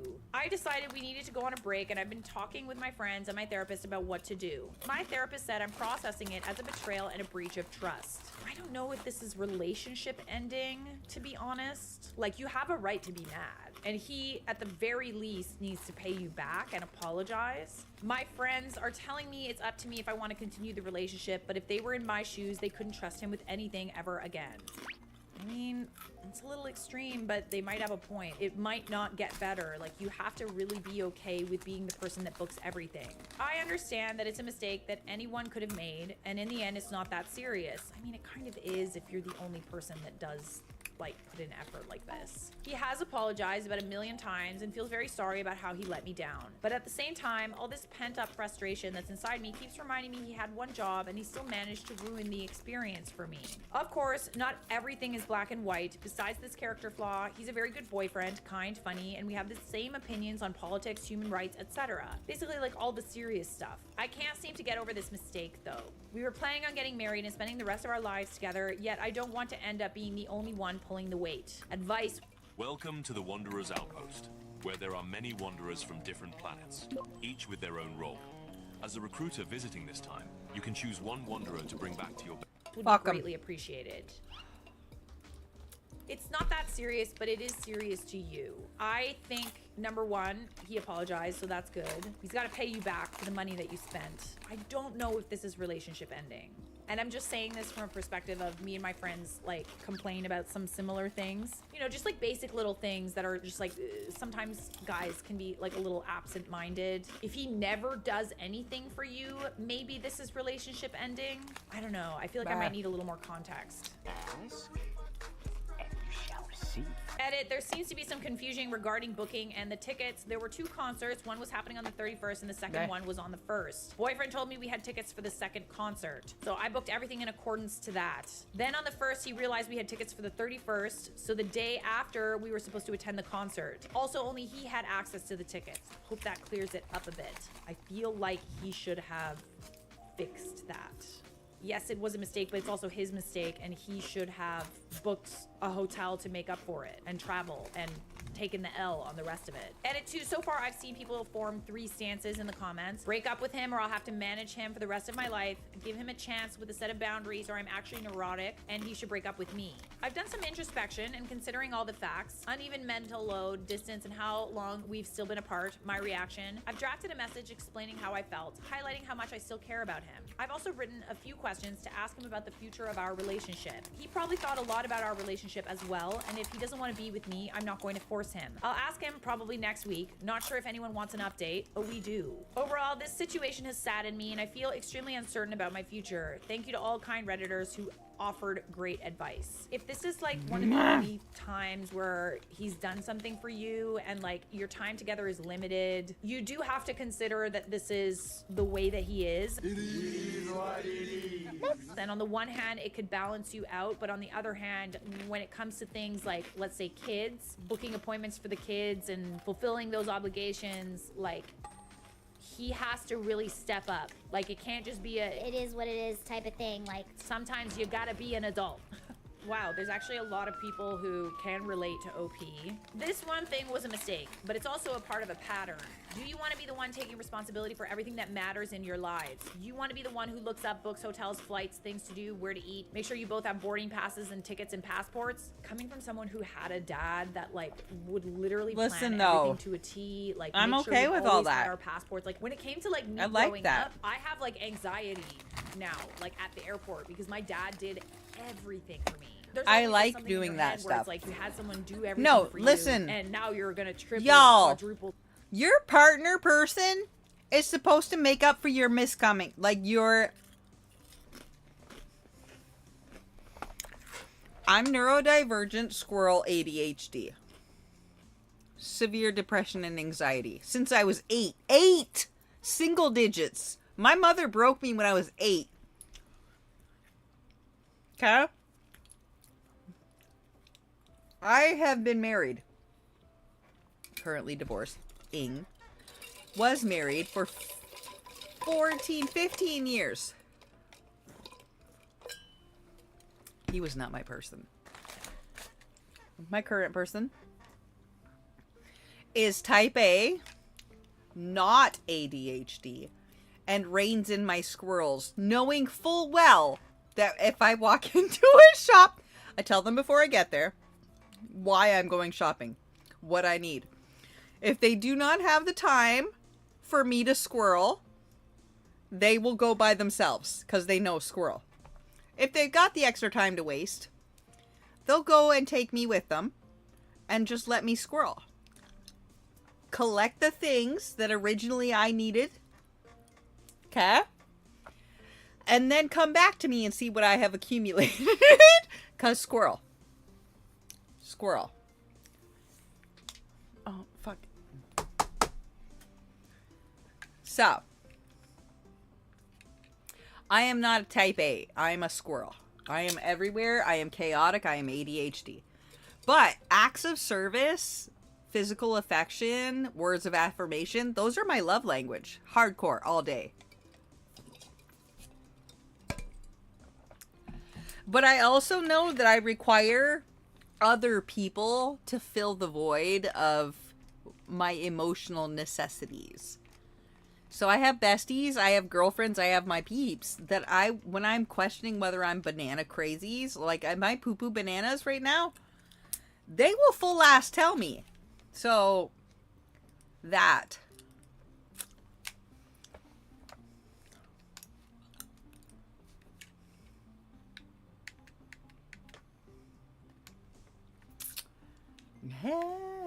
Okay, I have one secret chest and one question mark that I have yet to find.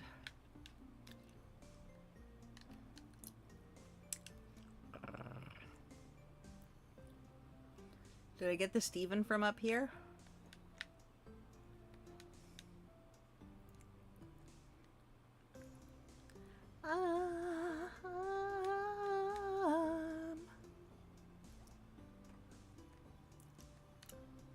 Every single dream I dream.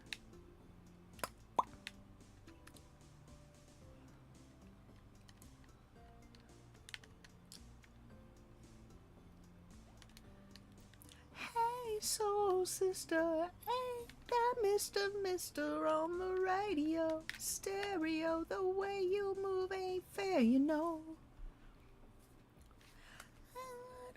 Well, check. I grew up with a dad and like, you know, my mom's husband who was like very type A, you know, got done, really hated sitting around and like knowing that there were things around the house that needed to be done, trips to be booked, all of these other things. I would prefer to have a dad that was type A. So think about that when you're thinking about like what kind of dad you want your kids to have.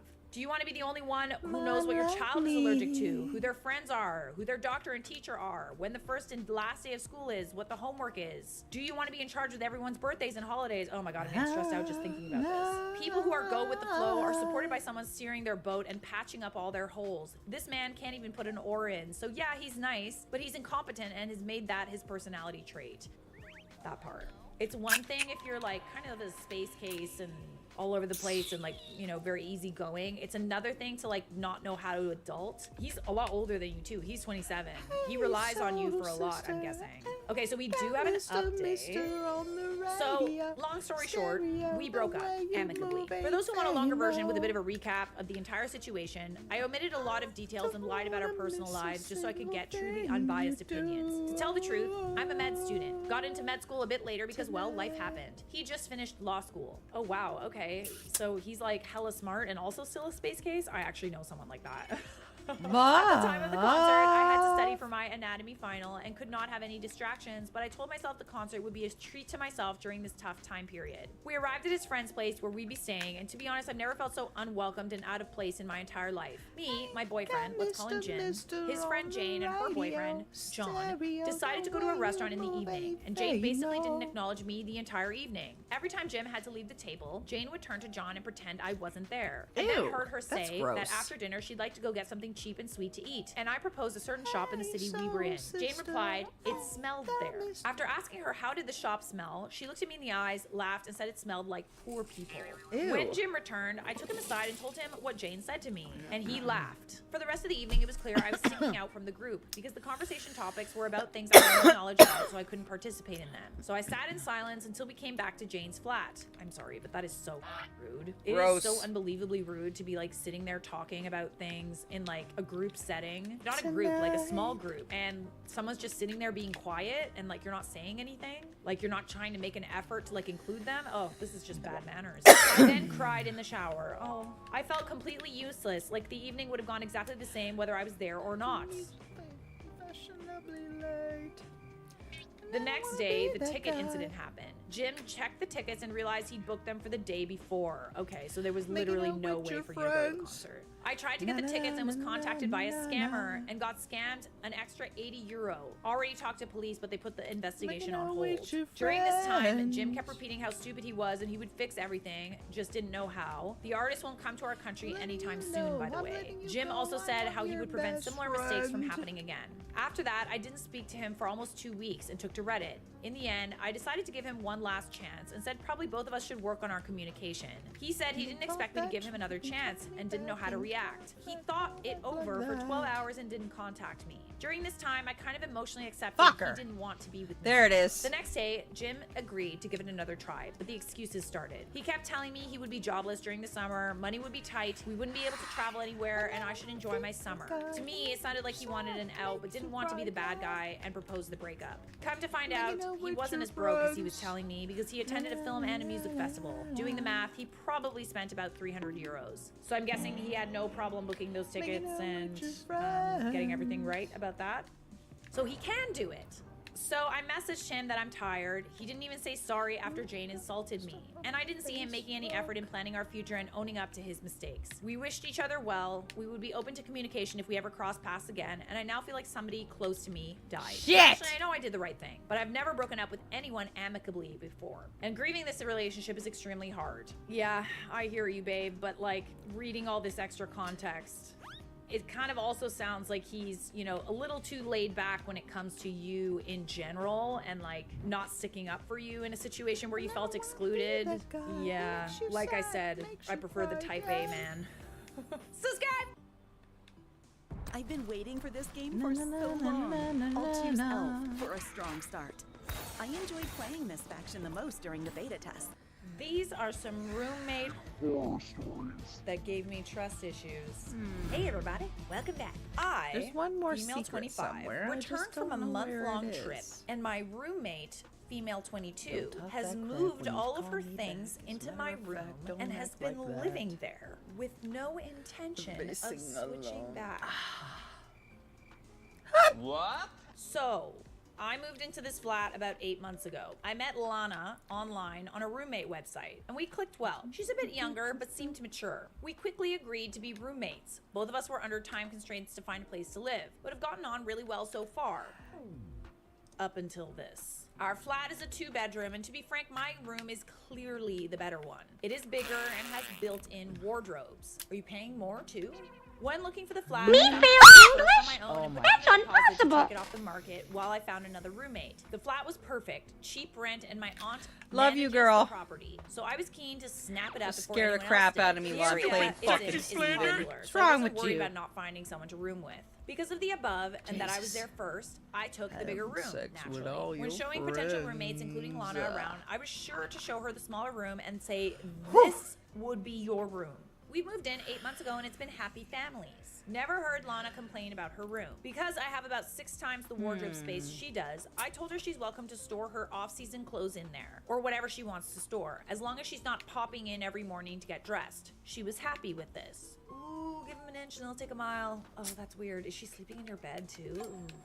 Just over a month ago, I went traveling. Now, I'm not the biggest fan of having people in my room, but I told Lana if she had someone stay, her sister or friends from home, they could sleep in my bed. She said thanks, and she's been such a great roommate and rarely has guests except for her boyfriend. I didn't worry at all. I came back yesterday. I was exhausted from the flight and traveling, and just wanted to shower and sleep. As I walked in, Lana was in the living room with her boyfriend. We said hello and hugged, had a very quick catch up, blah, blah, blah. Then I dragged my suitcase into my room and opened the door and found it full of stuff that was not mine. I kind of yelled, "What the fuck?" and briefly thought I was so jet lagged I was confused, but I opened the door to Lana's room and saw all my stuff. Oh, absolutely not. Like, she literally didn't even mention it to you. She just let you come home and like discover. Oh god, that is so awkward. I feel like she brought her boyfriend there as backup. Ew. You gave her an inch and she took a mile. But it is one thing to like kind of sleep there once in a while, which is already an invasion of privacy, but then to just stay there, that's I am I walked into the living room and the asked other Lana what was place going on, currently. and she said, I'm getting sorry, sleepy and it's been a You put hot my stuff minute, in your so room I just might because it's bigger, and you weren't here and you said I be could done use pretty it. quick. Okay, but if that's the case, then we move I'm the getting stuff out. the tired. We also like maybe let our roommate know that we're doing this and make sure it's okay first. I was honestly so tired I could have passed out then, so I probably wasn't in the best state. I told her to move it all back immediately. She said they were in the middle of making dinner and I looked tired, so I should have a sleep. Her boyfriend then said, and anyway, you pay the same rent, so it isn't fair that you both get the big room at some point. Oh yeah, no, her boyfriend got in her head. This is hella weird. Remember what I said about her bringing her boyfriend as backup? The thing is that she moved in knowing that you guys pay the same amount in rent. She shouldn't have agreed to take that room if she wasn't okay with the price. I am assuming way you too guys, tired. Like, signed a I lease need to and go everything. to a sleep. I was getting very frustrated and I could feel tears Who's welling on? up, Let's hysterical see who from we lack of raid sleep. in. So I just said, we'll deal with this tomorrow and it's getting moved back. And then I went to sleep, not in my room. I also kind of like low-key love that your aunt is seemingly the person that owns the building or the landlord. Yeah, I got manages the nobody on property, that I yeah. follow. I've woken up now and I'm so pissed off. Lana's at work. I'm sorry, I'm just like thinking to myself that you should move her stuff back. So I can't talk to her, but what should I do when she's home? I mean, you should move her stuff back into her room. Move her stuff out onto the lawn for all I care. I feel like this is gonna turn into an argument. I don't think it'll be as simple as, okay, let's swap, now you're home. Edit. I've taken the advice of most of the people on this thread and I moved my stuff back. Definitely not somebody that's It's unattended. taken hours and I'm knackered.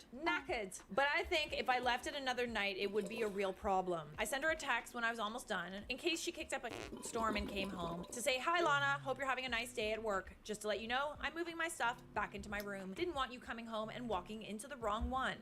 Yes. I'm petty. I'll be talking to her when she gets in because this is out of character for her. Her boyfriend's in her ear. I've literally been in such a similar situation. I lived in like an absolutely tiny cross-stitch room. it is. Like it was terrible. I barely had room to stand up and put clothes on. This is Can't how raid small that person. the room was. The room directly above me, like so the same size room, was a baby's room. okay? Right in the middle of our lease. This is after we had signed a lease. We agreed to a rent amount. My roommate at the time decided, because her boyfriend got in her ear and said I should be paying more in rent for this horrible, already horrible living situation. And it did cause like a massive fight. It didn't matter that we already had signed a lease and this was in the middle of the lease and we had agreed to certain amounts in rent, and she can't actually legally ask me to do that, which is what I said. The moment I said she legally I can read can't this ask one. me to do that, I don't know what swear the to God, fuck this girl they're almost doing. punched me. She like lunged They at seem me, to have and that's some when I decided to move out. cool whip. So it's difficult to say how she will handle this, to be honest, but quite frankly, she Alright, cannot y'all. legally. Thanks for stopping by. I appreciate you being here. Don't forget to check out social medias for updates and whatnot. And I'll be back tomorrow.